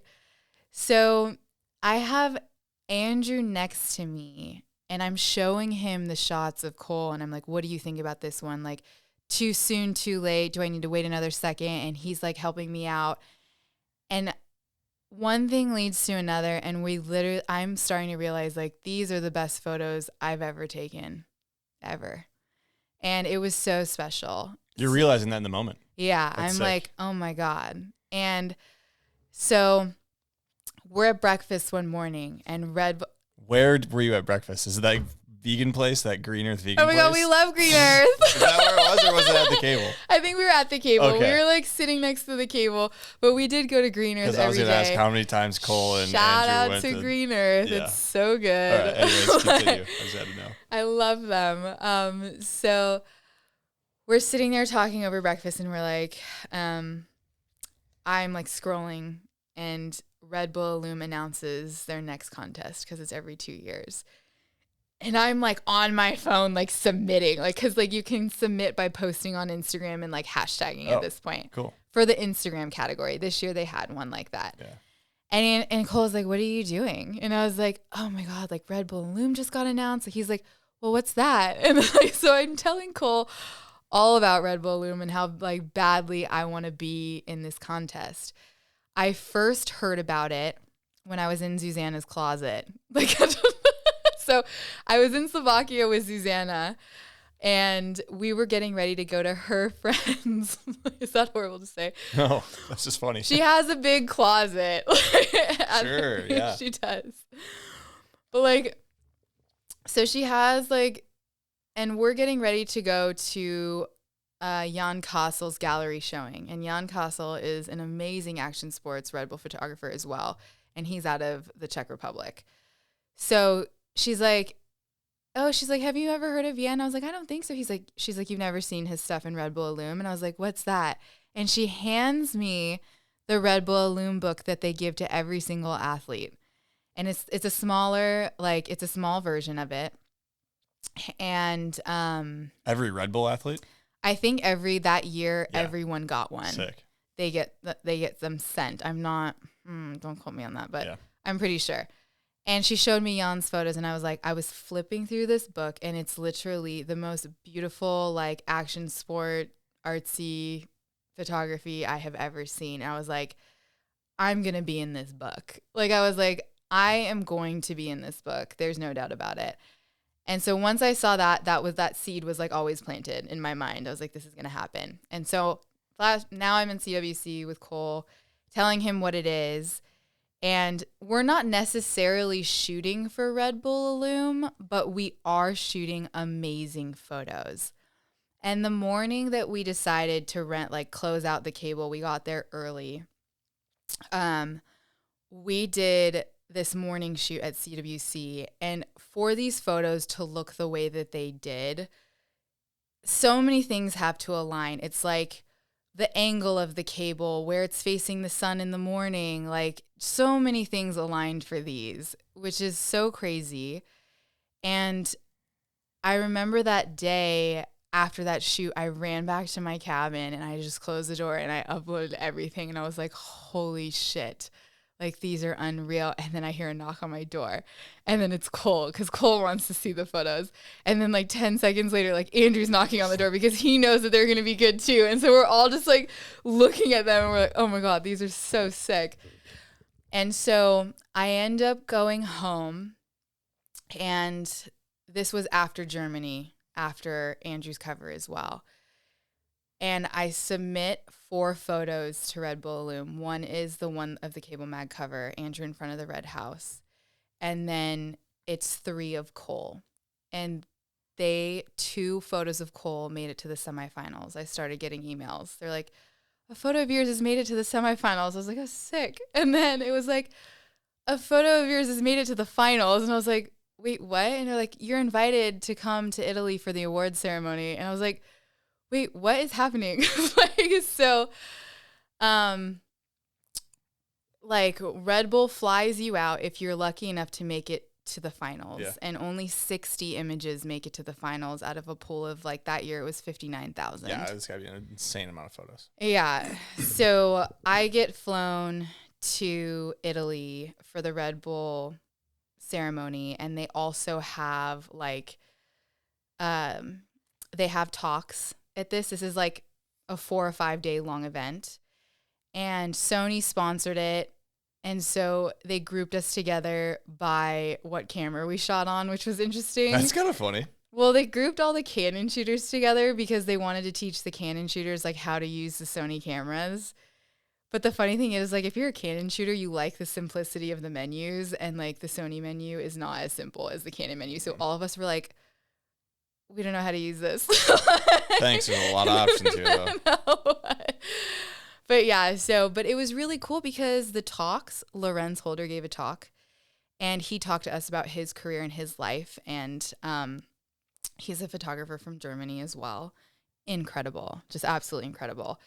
And he was telling us that, you know, he now has a family. So what does he do and he showed us, like, he started showing the German sense of humor is so awesome. Like, he's just like flipping through in his slide deck. He is flipping through all these product photos of snowboarding. And we're all just sitting there like, and he looks at us, he's like, boring, right? Yeah. And we're like, yeah. And he was like, I pick two, usually now that I have kids, like I pick two main projects that I want to do a year, and like I'll fly for those. But then he showed us how he set up his shots for previous Red Bull Illume winning photos. And he actually photoshopped the ride. He would go to the location, take a photo of the location of where he wanted to shoot, then take a photo of a rider doing the trick that he wanted to do the trick, Photoshop the rider into the photo to see like what it would look like, shows it to the athlete, and then they go out and shoot that photo in real life. Wild. His process was so calculated and so like premeditated. I was just like, if I did that, I would totally save a lot of time. Very efficient, right? Yeah. Very. Yeah. So, and then Fred talked about his life and like his story with Leica. He's a Leica sponsored photographer, and it's just so cool. And you are around the best photographers in the world. Like, it is so special, and you make friends, and it's great. So, I chose the category energy, and as they were announcing the winners, they would put the photo of the runner up right next to the photo that did win the category. So there's this photo of Cole, like he's doing a backside flip over a boat, and that one made it to the semifinals. But the one that made it to the finals was shot from directly above the main tower at CWC. And we had talked about this particular shot because I was like, Cole, like I've tried to shoot this with other wake skaters before, and they told me the pull is too strong, like at this point of the cable. And he looked at me, he's like, I can do it. And I was like, okay. Boy, Cole. I know. Had a kid. And I was like, okay, I trust you. And so I was like, hey, I want to make sure that I'm like getting these the way you want them to look. How do you feel about like checking in between each shot? But it's so sketchy to climb out there, at least for me. Like, so what ended up happening was like Cole, we would shoot like 5 shots, and then he'd climb the cable tower, look at the shots, and he'd be like, okay. And I'd be like, I need to move a little this way because I'm shooting directly down through the tower, follow focusing him as he comes around. And I was like, okay, I need to be a little more this way or that way. And like, he's like, okay, I need to like do it more in this spot. And so like every 5 or 10 times around, he'd come up and check and make sure. Would he jump off the tower after, or would he climb back down? He'd climb back down. No. Like, it's so shallow. Oh, God. Oh, is it? I don't know how deep it is. Yeah, it's I was super just shallow. so easy. Okay. So like, okay. So that's how that photo happened. And I later realized that I probably entered one of the hardest categories because everyone goes for energy. Like, that's just like action Really? sports. It's energy. Like, that's what you're photographing.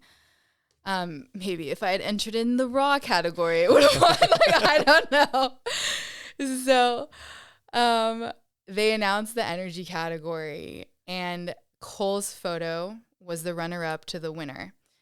And the winner was a surf photo by Ben Touard. He is also, oh my God, Ben is absolutely incredible. He shoots in French Polynesia. Wow. Yeah, he shoots that wave a lot.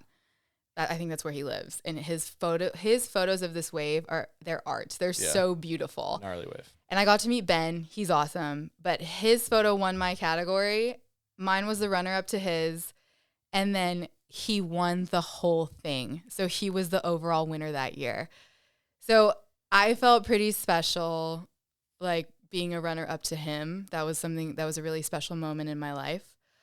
Also, at the end, at the very last day, they take you to the Lumen Museum, which it's in Kronplatz in Italy, I think.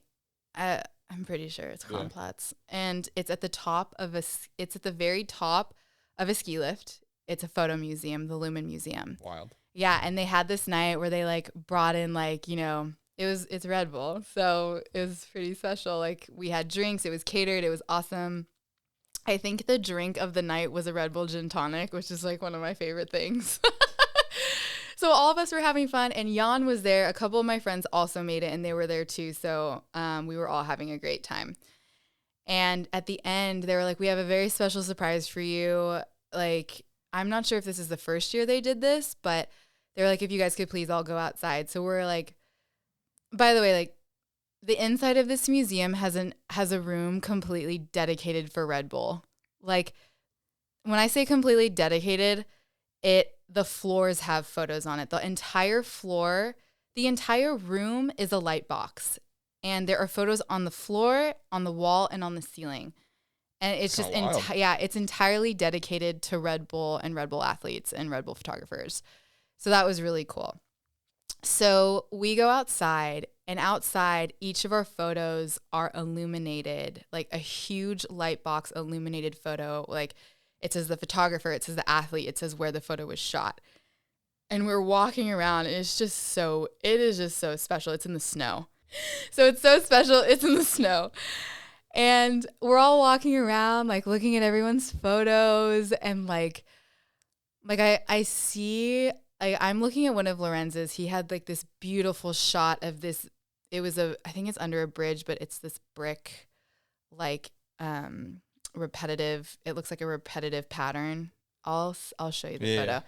It's sick. I'm looking at it, but then I look at the corner of my eye, and I see that French Fred, my favorite skateboard black and white artsy photographer, is looking at my photo. And so naturally I just walk over there, and I'm just standing next to him. And then he starts talking to me, and he's like, this image, he was like, someone needs to sell this to Nike. Like, cause it's like, he was like, it looks like the Nike swoosh. And I was like, and I'm just listening to him talking. He's like, this really reminds me of my first photo when I won Red Bull Illume for the first time. And that, to hear him say that, he was like, and he looked over at me. He's like, this is your photo, isn't it? And I was like, it is. Like, I'm like, thanks. It's me.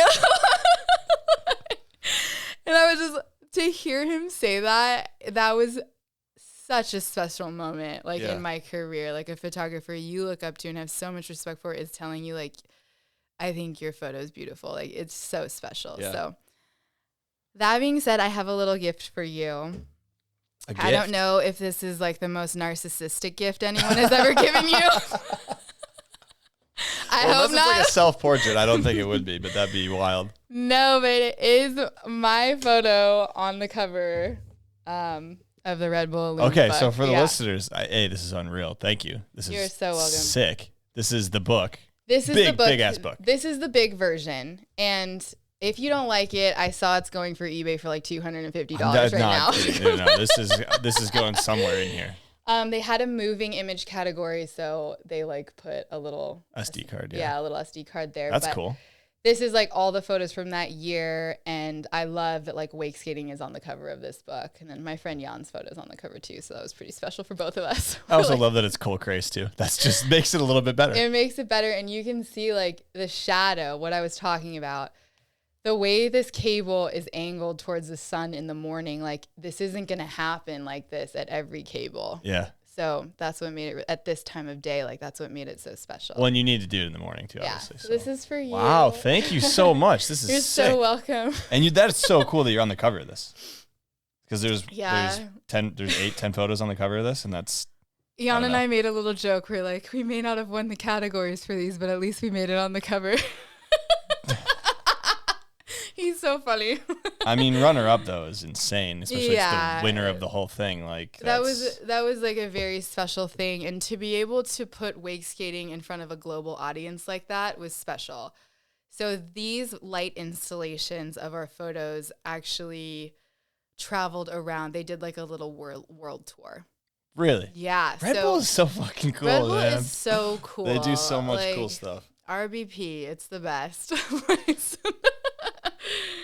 But yeah. Unreal. Well, thank you so much. That's You so are cool. And welcome. I'll put the photo in. I'm assuming I can find this photo, or you have this photo. Yeah, cool. I I'll put can that also in send it to you. so that people can see it. Because what is he doing here? Do you know? Tray flip? I think he's doing a back bag. Oh, he's doing back big. Okay. I don't know wake skating Funny that well. I story. can't This tell. is actually, I don't know, maybe you're going to have to cut this out, but this is not Cole's favorite photo from that shoot. Really? No, it's not. He has He didn't like it. from this specific shoot, from the top From this down one. specific shoot, that was not his favorite photo, but I saw it and I was like, I'm sending this to Red Bull Illume. Hey Cole, you were wrong. It was the best one. To each their own, you know? Yeah, true. Fair. Yeah. Okay, so I'm curious on, like, obviously that photo is sick. This is a huge moment in your career. Yeah. Where are you at, I guess, mentally when it comes to this? Because to me, that would be like, you're peaking right now.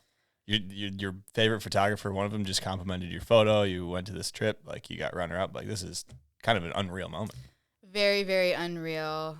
And I am probably 10 out of 10 out of burnout right now. So as I explained, every time I go on a wake trip or choose to do a project, I am also working my engineering job.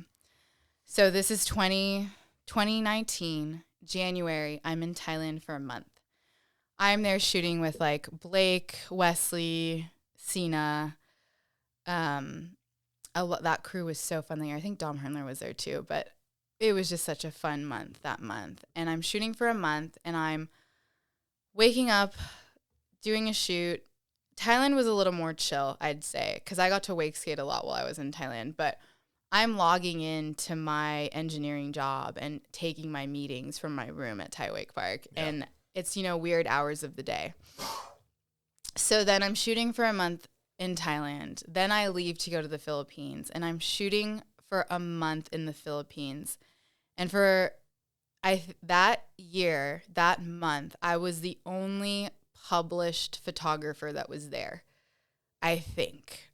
I could be wrong, but it felt like everyone was asking me for everything all the time. Like there was a point where I would go hide in my cabin and pretend like I wasn't in there, even though people were knocking on my door. Yeah. So I just need to be alone sometimes. I actually really value my alone time, and you just need to recharge. But so I was shooting for a specific issue of the Cable magazine while I was there. And I was doing morning shoots, afternoon shoots, and evening shoots. And then I would eat dinner or chill for a couple hours, take a nap maybe. And then I would log in to take my meetings from California, my engineering meetings at 11 o'clock at night. Yeah, because you had time changed. Yeah. And that was just such an insane month. But they were all things that I needed to do. They were like, okay, O'Neill Europe needs an ad. And I'm like, okay, that's worth it. Let's do it. It's just so much. And then I get home and I felt like I almost immediately, I moved to Truckee at this point. Just moved to Truckee. Get the call that also, I don't know if I should mention this, but it was when my dad first got sick too. So sick parent, just moved to Truckee, And then I get a call to go to Germany. I can't say no because I really want this cover. And I'm like doing all the things. And then I submit to Red Bull Illume and I actually go there. I make it and I go there too. When I was in Italy for Red Bull Illume, I was so sick. Like I remember I barely caught my plane because I was so sick. And I thought everyone was not like going to be so mean to me on the plane because who wants to sit next to a sick person on a plane? I'm like there with my box of tissues. But everyone was being so sweet. Like they saw I was struggling. They're like, she clearly would not be here unless like she had to. Like, so everyone was helping me with my luggage, which was so nice. And then I get to Red Bull Illume and we're all like, we fly into Munich and we're getting on the bus and like we're taking the bus from Munich to Italy. And I'm like coughing up a storm because the AC on the bus is just like hurts your throat if you're sick. Dries you out and all that stuff. And my Red Bull manager looks at me, like he was like, "Are you okay? Like you're the only one. Like you're coughing on this bus. Like what's wrong? Sound like you're dying. Yeah, you have the plague."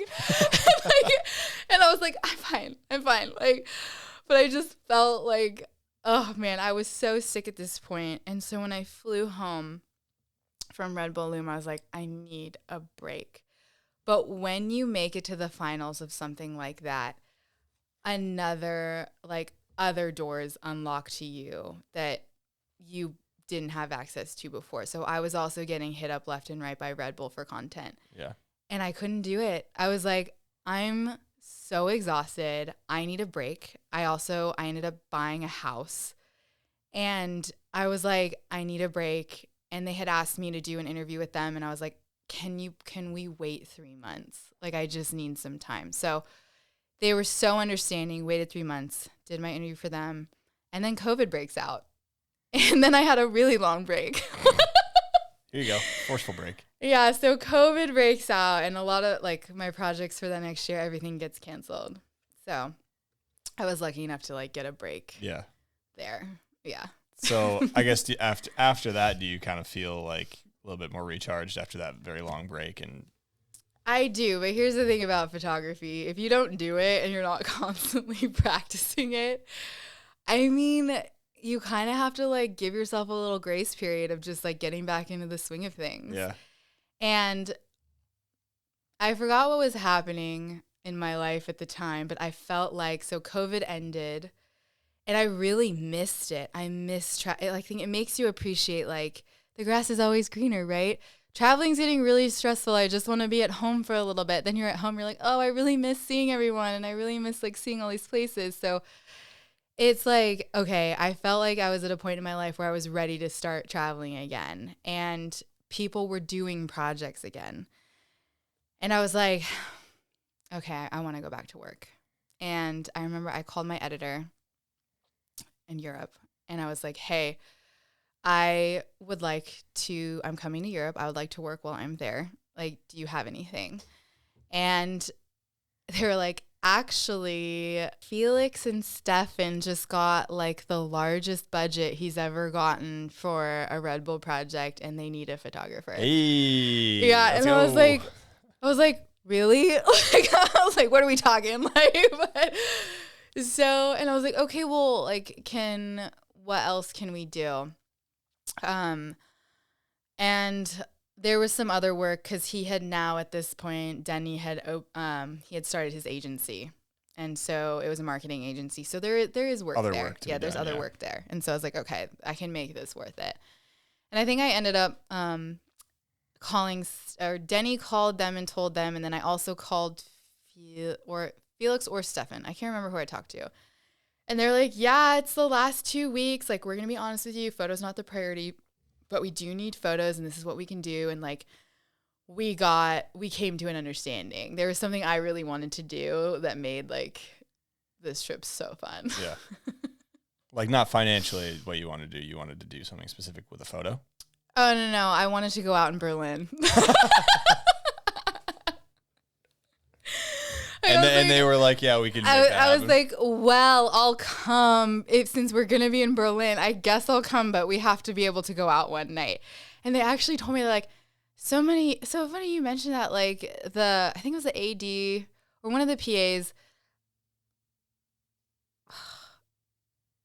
he was assisting Stefan. Stefan was directing. So he was actually a DJ in Berlin, Thomas. And like they're like, this is actually possible. Like we can do this. And I was like, okay, Sign me sold. up. I'm in.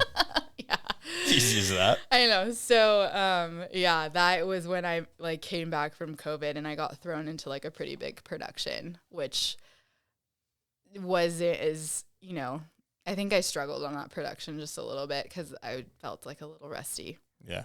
It's fair. Getting back into it, I mean, with anything, you got to give yourself some grace period. Yeah, but like Red Bull's interesting. They completely changed their marketing strategy while we were shooting this. And it ended up having to be edited in a completely different way. What project is this? Stadtlandfluss. Do you remember that one? No. Okay, so he's Well, just like... the name, no. So the original premise for this story was... Oh, God, hang on. I should know this. I should know this, too. Stadtlandfluss. Why does that sound so familiar? I mean, it's obviously winching. I'm just trying to think of it. It is winching, and the original storyline for this production was he was being interviewed by someone, and we actually hired an actor for this. Like, she was great, and she's interviewing him, and then he steals her mic, and then it shows Felix like riding through all these different places with her mic. And then she's trying to find him through the city to get it back. I don't remember this. Well, you wouldn't remember it because they changed the storyline. Okay. And they had put so much effort into filming the storyline like this. And in the middle of the project, like Red Bull just changes their marketing strategy. So it ended up just getting filmed with like Felix riding through different parts of Germany. And it looks like one line. Like, I don't know if you saw that. I don't know if it was a skier or snowboarder. They did something very different where he's like skiing through all this different terrain, and then like at the end he gets on the chairlift and like goes back up. I'll have to show it to you later. But it reminded me of that. It was really cool, and that project. It's very. At the end of the day, Stefan did an absolute amazing job, and it's really fun to watch. Yeah, well, Stefan's done some unreal work over the years. Yes, incredible. Photo and video. He is one of the most talented individuals I've ever had the pleasure of working with. Yeah. I've learned like so much from Stefan over the years. Yeah, Stefan's a badass for sure. Nice guy too. Love that guy. So I think we pivot a little bit, and before we talk about kind of the modern age of media, we got a Patreon question from Meagan Ethell.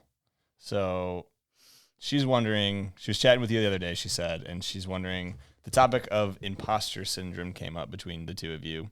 And it got her thinking, what's been the project or moment in your career where you felt the weight of imposter syndrome the most? And what advice would you give someone who's struggling with self-doubt or anything like that to help them push through and kind of continue on with their hard work and stay on their path, I guess? Mm-hmm. So how this conversation came up, and I love Meagan for asking this question. This is such a good question. I was actually talking with my other friend who's named Meagan. So now I'm going to switch gears and talk about her. So Meg Haywood Sullivan is an absolute incredible creative. She's such a good friend of mine, and she was a photographer for Transworld Snowboarding for years. So Meg made her name for herself in the action sports industry and snowboarding. And now, like, she's my number one. She's my number one snowboard buddy at home. Like, I love a good powder day with her. She's just so great. And we were walking our dogs and just kind of like, her and I have a lot in common. Like, she was in snowboarding, I was in wakeboarding, but we dealt with a lot of the same things. So we were talking about the mental hardships of being a professional athlete or being anyone who is elite, who can be considered like elite and successful in their field. And it's kind of crazy, the stuff that they have to deal with. Like, something we talked about was when you get to this point, when you're at this level, usually like your close friends, like that you identify with the most, are also at this level. And there's such a small pot of sponsorship dollars in action sports. Sometimes it feels like everyone's competing for the same things. And sometimes you get chosen over your best friend to do certain contests or to get sponsored by this company. And like, can you imagine how it makes them feel?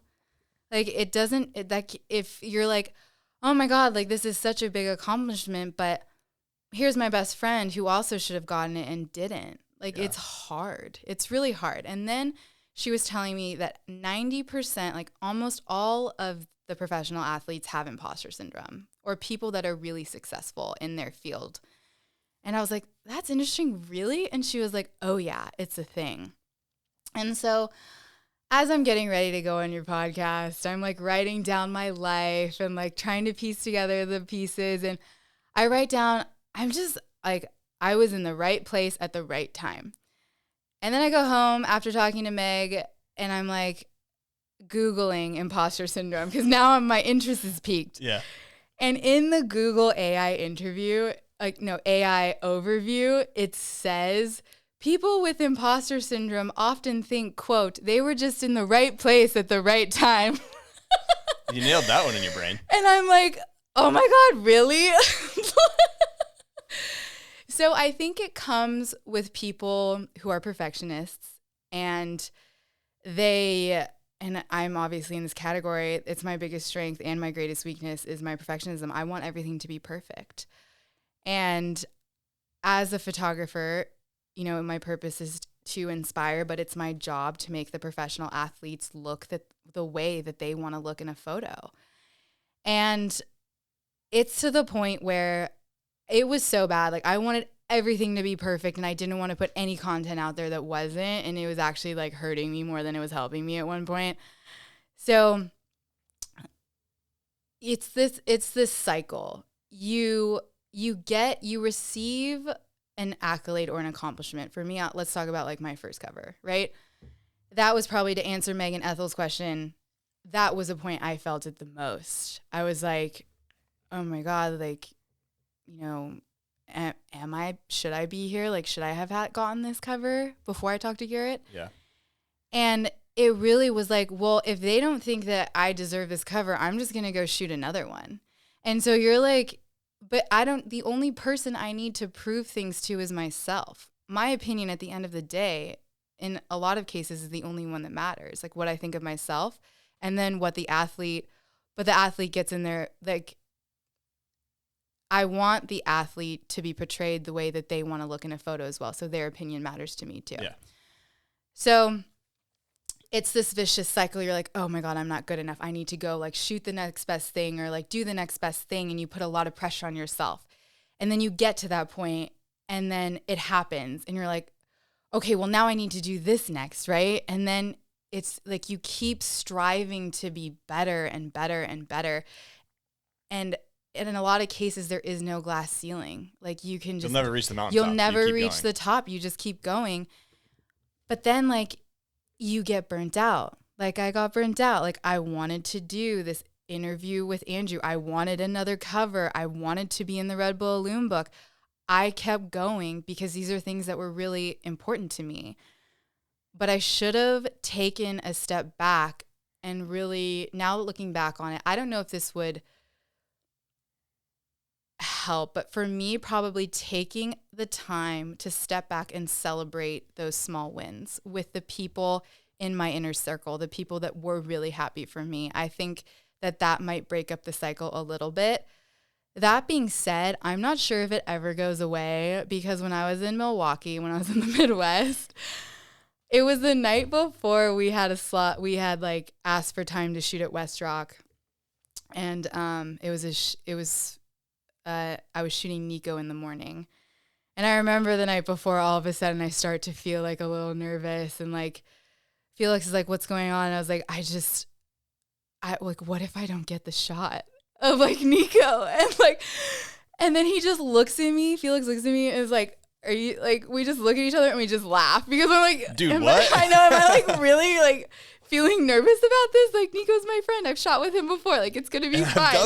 I've done this before, but I'm not sure that feeling ever really goes away. Yeah. And honestly, maybe that's the reason why I've been able to, you know, produce the content that I have, because I'm always going into a shoot thinking like, I need to be at my A game for this. And I'm like worried about things going wrong. And thinking that, you know, I don't know. I just think it's like, but if I look at the alternative, going into a shoot thinking like, oh my God, I got this, and then fucking it up, that's probably the worst feeling in the world. Yeah. I don't know. Yeah, I could imagine. Yeah. So I would say maybe celebrating, taking the time to step back and celebrate your small wins and achievements, no matter how small or big they are. That makes sense because it's like in anyone's career or anything, but if you're relating it to athletes where you learn the next trick, well, okay, cool, I learned that trick, but so-and-so just did this trick, I need to get that, this, that, and the other, and you're just constantly going. You're never like stopping being like, well, yeah, I just got,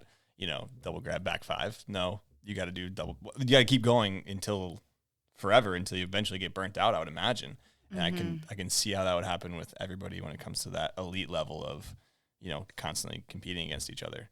Oh yeah, like something I just recently watched a Mark McMorris documentary, and it was like he was the first to land a triple cork in contest in the X Games, and then everyone knew that they needed to land a triple cork to be able to beat Mark, and so then everyone was landing triple corks like that. Yeah, there's no moment where Mark can be like, I got the triple cork, and then you guys do, because guess what? Everybody's waking up tomorrow and they're going hucking triples, and now now it's like thousands of kids doing triples, and you're raising the bar even higher. And so now Mark's like, okay, I gotta do quad, or I gotta do triple with no spin, like it's just insane. So I think before we kind of dive into the modern age of media, we do a segment presented by Slingshot, and this is the silhouette. So I print out a photo and I silhouette out. It's a tough word to say. The rider. Okay. And you have to try and guess who it is. And it's black and white. We're getting artsy here because I have a black and white printer. I don't have a color printer. So it's presented by Slingshot here. So this is a wake skater. It's a dude. It's down a 3 block, I think, drop. And I can give you a hint if you don't have an idea.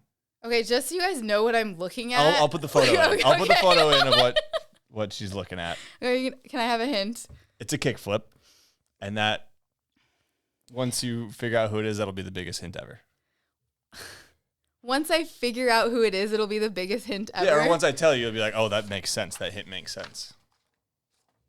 Are you going to give me a hint? It's a kickflip. Who does the best kickflip? It's a kickflip. Who does the best kickflip in wake skating? Ben Horan. It's Ben Horan. Okay. Yeah. Oh, yeah, it is. See it? Now you see it, right? That's what I'm saying.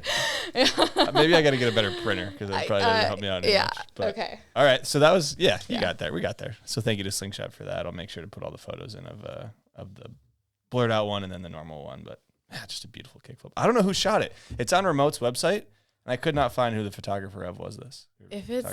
Of. Oh, huh. Do you have any idea who shot the Remote guys and Ben the most, you know? Ian Reed. Would probably be him. Maybe Tad. Could be Tad. I'm not sure. I can photo. check. Yeah, that's a great photo. Do you have another one? No, that's just the unblurred out one. Okay. Yeah. All right. I think we kind of dive into the digital age of photography because from an outsider's perspective looking in right now, it seems like it doesn't seem like video is very hot, right? And photography from someone's pocket is very hot because everybody has phones that they can shoot with. So I think we can kind of dive into this with a question from Nick Taylor. He was wondering, he said he's not in a spot to record a voice memo, so he typed it out for me. So I don't know what that means if he was in a helicopter or something. He probably was working. He's a heli pilot. So he was probably like, oh, yeah, I can't do a voice memo right now because we got the blades going. But okay, so Nick Taylor was asking, where does the professional light snatcher fit into the landscape of the modern action sports world? Now that everyone has a 4K camera in their pocket and the primary media outlet turned out to be Instagram, have the scales shifted too far towards democratizing content creation and reduced the collective value of professional shooters beyond the point of viability? What does the future look like here? A lot of big words there from Nick Taylor. Smart guy. Such an intellectual writer. So what he's saying is everyone has an iPhone. Everyone considers them a professional content creator. It's in everyone's pockets. Is it? Okay. The content is readily available. Yep. Like it's everywhere. You can get content easily. And has this reduced the ability of a true professional photographer to be successful? That's what he's saying. Yeah. You know, in a lot of ways, yes. As I stick my foot back into the commercial world of being a professional photographer, I have definitely had to pivot. So in the past, I feel like I could approach a brand directly and be like, hey, like, I really love your product. I'm planning this trip, would love to like grab some photos of your product on this trip. If you like it, like we can, let's discuss like terms. I usually would do that before going in, or if they were like unsure, sometimes I would shoot the photos first and then show them. And of course, like, 9 times out of 10, they love them. It's different now. Brands want reels, and brands want influencers, and brands want following. And I think the pivotal moment in time where this really changed is when Instagram started pushing reels instead of photos, and everyone was upset. Everyone was like, we just want to see photos of our friends, but they were competing with YouTube, so I can see why they would push the reel. I do, and TikTok. Yeah. So that changed everything. And now all of a sudden, it's so important how many followers you have on Instagram, because that determines the details of a contract. It really does. So how much you're getting paid is how many followers you have. Incentives now, to keep this like wakeboarding, do you get incentives for however many views your reel gets? I'm not sure. But it used to be you get incentives for getting your photo in a magazine. You get a larger incentive for a cover. You get paid to have stickers on your board. Like, Yeah. And it does really blow my mind, like kind of the newer guys that are like, wait, what? People paid to have stickers on your board? Yes. Like, why would they put them on there? Like, Yeah. So I think that's really interesting, and it has changed, but there are ways to still quality over quantity. Like, I feel like I choose brands that I think would really appreciate the value of having what it means to have good marketing content for your brand. And if you as a company invest good money into great marketing content, you can get back like 4 times your initial investment. And a lot of people don't know that. And I wish it's something that more people knew, because it does, your return on investment does make a lot of sense. So that being said, I've definitely had to pivot, and I approach brands a lot differently now. I definitely will, when so many people get hit up with DMs or emails like, oh, like, I'm a professional this, I'm a professional that, but are they really? Like, these people don't know them. So your email gets pushed, like pushed into like the trash box. They obviously don't even read them. So if I can, what has worked for me is I will actually go super old school, and I will go down and visit a brand in person. And I will sit with them in person. I'll be like, hey, do you have 10 minutes? Can I have 10 minutes of your time? I will explain a little bit about myself, but then I really want to hear their story. Like, what are you guys looking for? What do you want? What is going to add value to your business? And then I go from there. Yeah. So my approach to brands has definitely changed. It's, it's definitely not as easy as it used to be, not even if it was easy, but I've definitely had to pivot. Does it feel like there's maybe more competition for people who are creating content and stuff like that, because everybody's doing it from their phone in their pocket and all these people are influencers and stuff? Like, or is that not necessarily kind of going in the lane of the stuff that you're doing? Oh yeah, there's way more competition. Why would they choose me? Because I didn't focus on my following. Now I look back and I'm like, oh, the things I coulda, shoulda, woulda done. Hindsight's always 20. Yeah, brands like Bradley and Taylor Hanley did, but like I did not.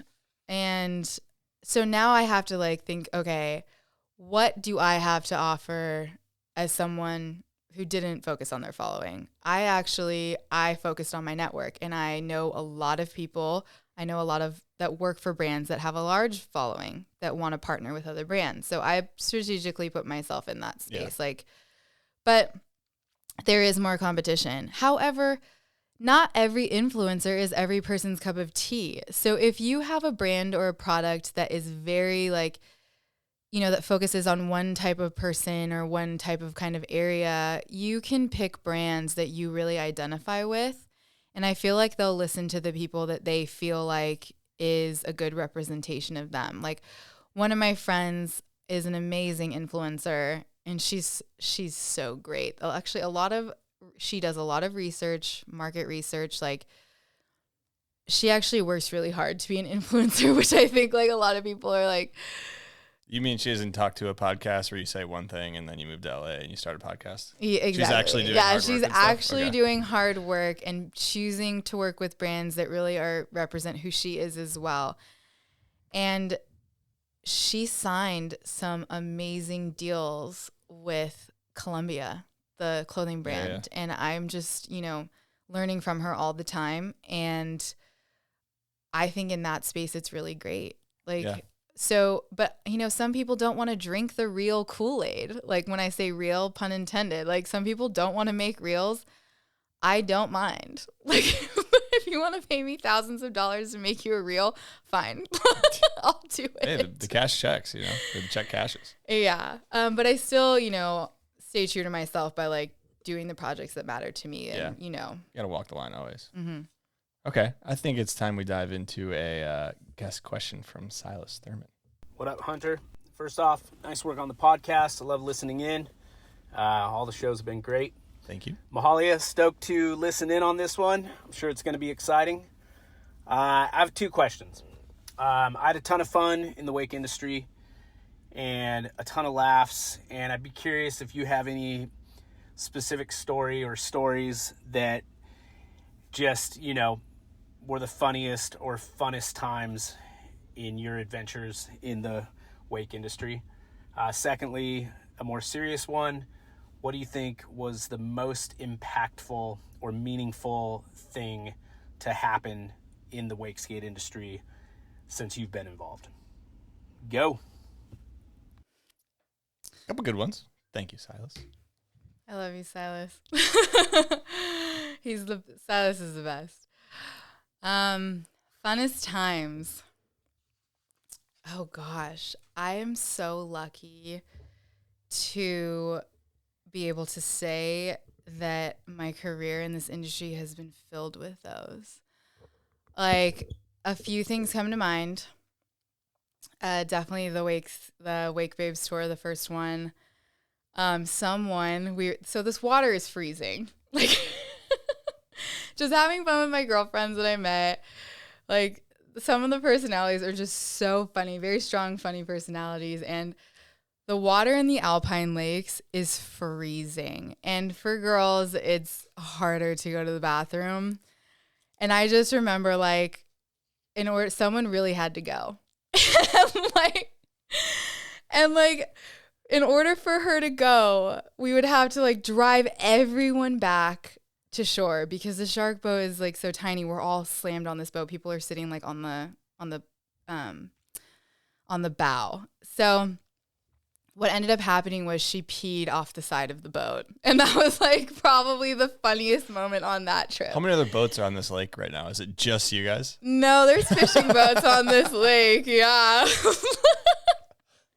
I remember, I think we were all like laughing so hard we were crying. It was a really funny moment. Cole, when we were filming in the Philippines, Cole, Andrew, and I went to the Caramon Islands. And I have this problem where my eyes are bigger than my stomach. So I'm always ordering. If you traveled with me, I order more food that I can finish. I bet Cole loves that because he's a little vacuum. He'll eat anything up. Well, Cole was a vegetarian at this point, and we were sitting at the table at the Survivor restaurant because, I don't know, the Caramon is where Survivor was filmed for years, so there's all this Survivor memorabilia. Really? That's sick. And there's one restaurant there, and the owner of the restaurant at the time, she was a woman, I forgot her name, so sweet. But just talking to us about Survivor and all things, it was a fun time. We were having a good time, and then I ordered this chicken, but I didn't think that it was I thought I was hungry enough to finish it. I really did. But sure. Yeah, no, but I couldn't finish it, and Cole looks at me, and I think he's kind of drunk, and he was like, "Are you gonna eat that?" And I was like, "No, I'm done." And he takes the chicken and just takes a huge bite out of it. And he's like a vegetarian, so I'm dying laughing at this point. And I actually have video of it too. So that was really funny. Super fun. Oh God. Probably one of the most fun nights is like also the night we went out in Berlin. Yeah, So that with the production DJ team, and yeah, the whole Maddie Muncie situation. was there. It was like this club we went to. You can't look the clubs in Berlin. You can't put you can't bring your phones in. They like What do they put do? stickers over your phones. It's very like it's a Berlin thing. And so you're not supposed to have your phone out. So I don't have photos from this, but you walk in and it's like a festival, a rave, and like your favorite DJ all in one. It's kind of crazy, and everyone is just going hard in the paint. Like, and you can actually stay at these clubs for like days at a time. And so this particular one we went to, I think like Lady Gaga and Elon Musk, they weren't there together, but they were there the week before. That's what everyone was telling us. And oh my God, that night was so fun. If you're staying at a club for multiple days, there are some performance-enhancing drugs going on. You're not doing that sober, I can tell you that. Berlin, I have heard as a crazy like party. It was that wild. was so fun. Other trips like the houseboat trip with Andrew and Lukey, like that was super fun. At one point on the trip, like we literally found this bottle that had like a letter in it. Like, you know when you find like a message in a bottle? I've never found one, but I know the. Oh, we found one, but it was like, oh, what if we were all excited? We're like, oh, what if it's super old? Like, this is so cool. And we open it and like, we look at the date and the person had like just thrown it in the water. Yeah, so we ended up like wrapping it back up and putting it back, I guess. What did it say? Did it say anything good? Or I cannot remember. must not like, have been that yeah. important then, yeah. I can't remember, but it was like a positive message, I Okay. think. Yeah. That's good. So I'm lucky enough to say that literally like just being in Bali with all your best friends, like so many moments. Yeah. So fun. Lots of laughs. And then the second part of his question, what was it again? Most meaningful thing to happen in wake skating since you've been involved, or impactful or meaningful, I think. Okay, so for me personally, pertaining to photo, I would say like Cassandra getting the cover of Alliance. That was, you know, the first female wake skater to have the cover of Alliance. My cover of Andrew on the Cable, that was the first wake skate cover for the Cable magazine. And some first years, pretty sick. Thank you. And then I would have to say I got to write an article about the women's wake skate tour, and all the girls came to me and told me my favorite language is sarcasm. And so I made it very like, it was just fun to write it. And they told me that they were like so grateful because no one ever paid attention to them. So like little moments like that. And then obviously Bull Illume putting wake skating in front of a global audience. That was so special for me. I mean, those are some big moments, objectively big moments. Like, sick. So thank you for that, Silas. That was great. All right, we got a one last question from Nick Taylor here. And he's wondering, in a community loaded with countless different personality types, ranging from super chill professionals to overly stoned party bros to neurotic perfectionists and the occasional massive ego in between, what were some of the methods you developed to keep shoots, projects on track and yield the best results when collaborating with such strange and wonderful wakers? He has a way with words. He really does. Very poetic. This is okay. Yeah. All right. This question. Great question. It is. It's a really good question. I kept my circle small, and I did that on purpose. I wanted to work with people that had the same goals that I had. For example, they wanted a cover as well, and that, you know, we had mutual respect for one another. And so I felt like I tried to mitigate a lot of the risk of, you know, what Nick described, like dealing with massive egos and things like that by approaching it that way. So that being said, these were athletes that I really enjoyed watching ride, and a lot of them I did look up to before I was even photographing in this industry.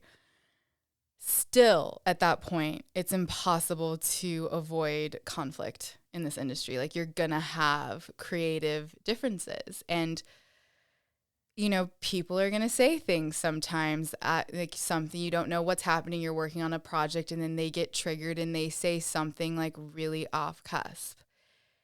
And when that happened, I learned really quickly to not take things personally. I was like, this person is saying this for whatever reason, and it has nothing to do with me. Even if at first it felt that way, 9 times out of 10, everyone's dealing with their own stuff. Like, it has nothing to do with me. But it's my job as a creative to, you know, if I'm writing, if I'm putting together an article, if I'm doing the design, like, you need to be represented in that way too. Like, the athlete needs to be represented on how they wish to be seen. So I take a step back and I'm like, okay, am I doing my job? Yes. No. I weigh, how do I respond to this person?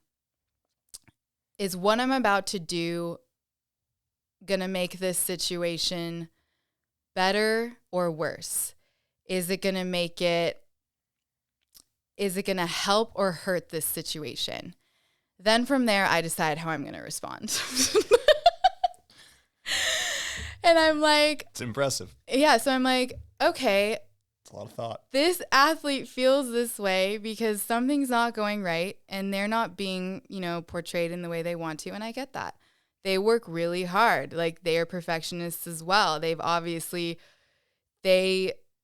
have worked so hard to get to this point. They want to be seen in a certain way. And I totally get that. So is there anything I can do to make their life easier at this point? And if there is, then I do it. Other times I'm like, okay, I'm doing my job and this has absolutely nothing to do with me. And no matter what I say, I don't know if this is going to make the situation better. So in that point, I just take a step back and let them think about it for a little bit. Yeah. And usually they realize, like, okay, like, I'm being difficult, apology accepted or whatnot. But every time conflict is unavoidable when you work in this industry, and you really need to think about, you need to go into it like conflict is a negotiation, and is what I'm about to say help or hurt the situation? It's never gotten to the point where, I mean, sometimes it's gotten really close where I'm like, I just cannot handle this person's personality anymore. Yeah. But a lot of times I'm like, this person is my friend as well. And it's hard to separate business from personal friendships. It really is. But sometimes you have to. So it's just situational.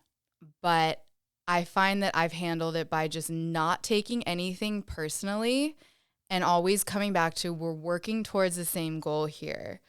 Like, we want the same things, and remembering that, and being patient, and just trying and having empathy for the person that I'm working with. Like, why are they acting this way? You know what I mean? Yeah. So I think that's why I was able to work with a plethora of people. Like, some riders were younger, some were more seasoned, wake skaters, wakeboarders alike. Like, It's kind of like chameleon-esque. Like, you can kind of just blend in. If this person's attitude's like this person's attitude's like that, you just kind of work around and figure out the best way to get the job done, I guess. Yeah, and I'm not afraid to say, like, no, or take a step back and be Yeah. like, this isn't for me anymore. But that being said, that's a big decision for me. Because normally when it gets to that point, you've already put a lot of work into something, and you're like, I will take a lot of time to think about if I really just don't want to be a part of this anymore. Yeah. Like, so That is a big decision. It Be like, is, I don't wanna because do it. it's kind of like, I don't want to step on your toes. It's hard. Yeah. But ultimately, in situations, I need to think about what is best for me. Yeah. So, yeah. Absolutely. At the end of the day, that's what matters. Yeah. I got a question. I'm going to ask you Okay. who has the biggest ego you've worked with, and you're probably not going to answer that, but maybe you will. Who's got the not biggest? going to answer All that right, question. you can answer this one though. Who has a bigger ego, wakeboarders or wake skaters? I'm not going to answer the question. Who? Okay, fair. I'm going to say it's probably wakeboarders, I would imagine. Wake skaters seem like they're pretty chill. They're just a little too core, maybe a little too much in their wake skatey heads. But I will say this. Like, there is a difference in wakeboard and wake skate photography. Wake skating is so much more technical.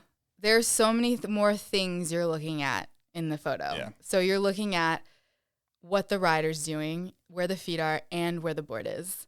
In wakeboarding, it's not as, like, you're not looking at all, like, the tiny, minute details, whereas wake skating, you are now taking into consideration, like, where the board is, too. yeah, So, definitely. yeah. Well, yeah. But that being said, it's a personal thing. It's a person-to-person. It's a personality thing. Yeah, I see. Yeah. That makes sense. I was going to ask, okay, I think wake skating is like the hardest sport in the world, or one of. You know, I think skateboarding is very hard. I think wake skating is harder for a reason that you can't get as many tricks in. But yeah, that kind of makes sense. So, I mean, yeah, is there anything else you want to touch on before we wrap this up? Obviously, anybody you want to thank? Anything else you want to hit on? I'll thank everyone who has seen value in my work in this industry and everyone who supported me and believed in me. Yeah. That's a Thank great you. way to do that. It's a really good way Too to many do that. people. That's Like, exactly, literally that's too many smart. people. That's smart. You're PR trained, media trained. Yeah. All right. Well, thanks a ton for coming on. This was, I was very excited for this one. I have one more thank you. I really want to thank you.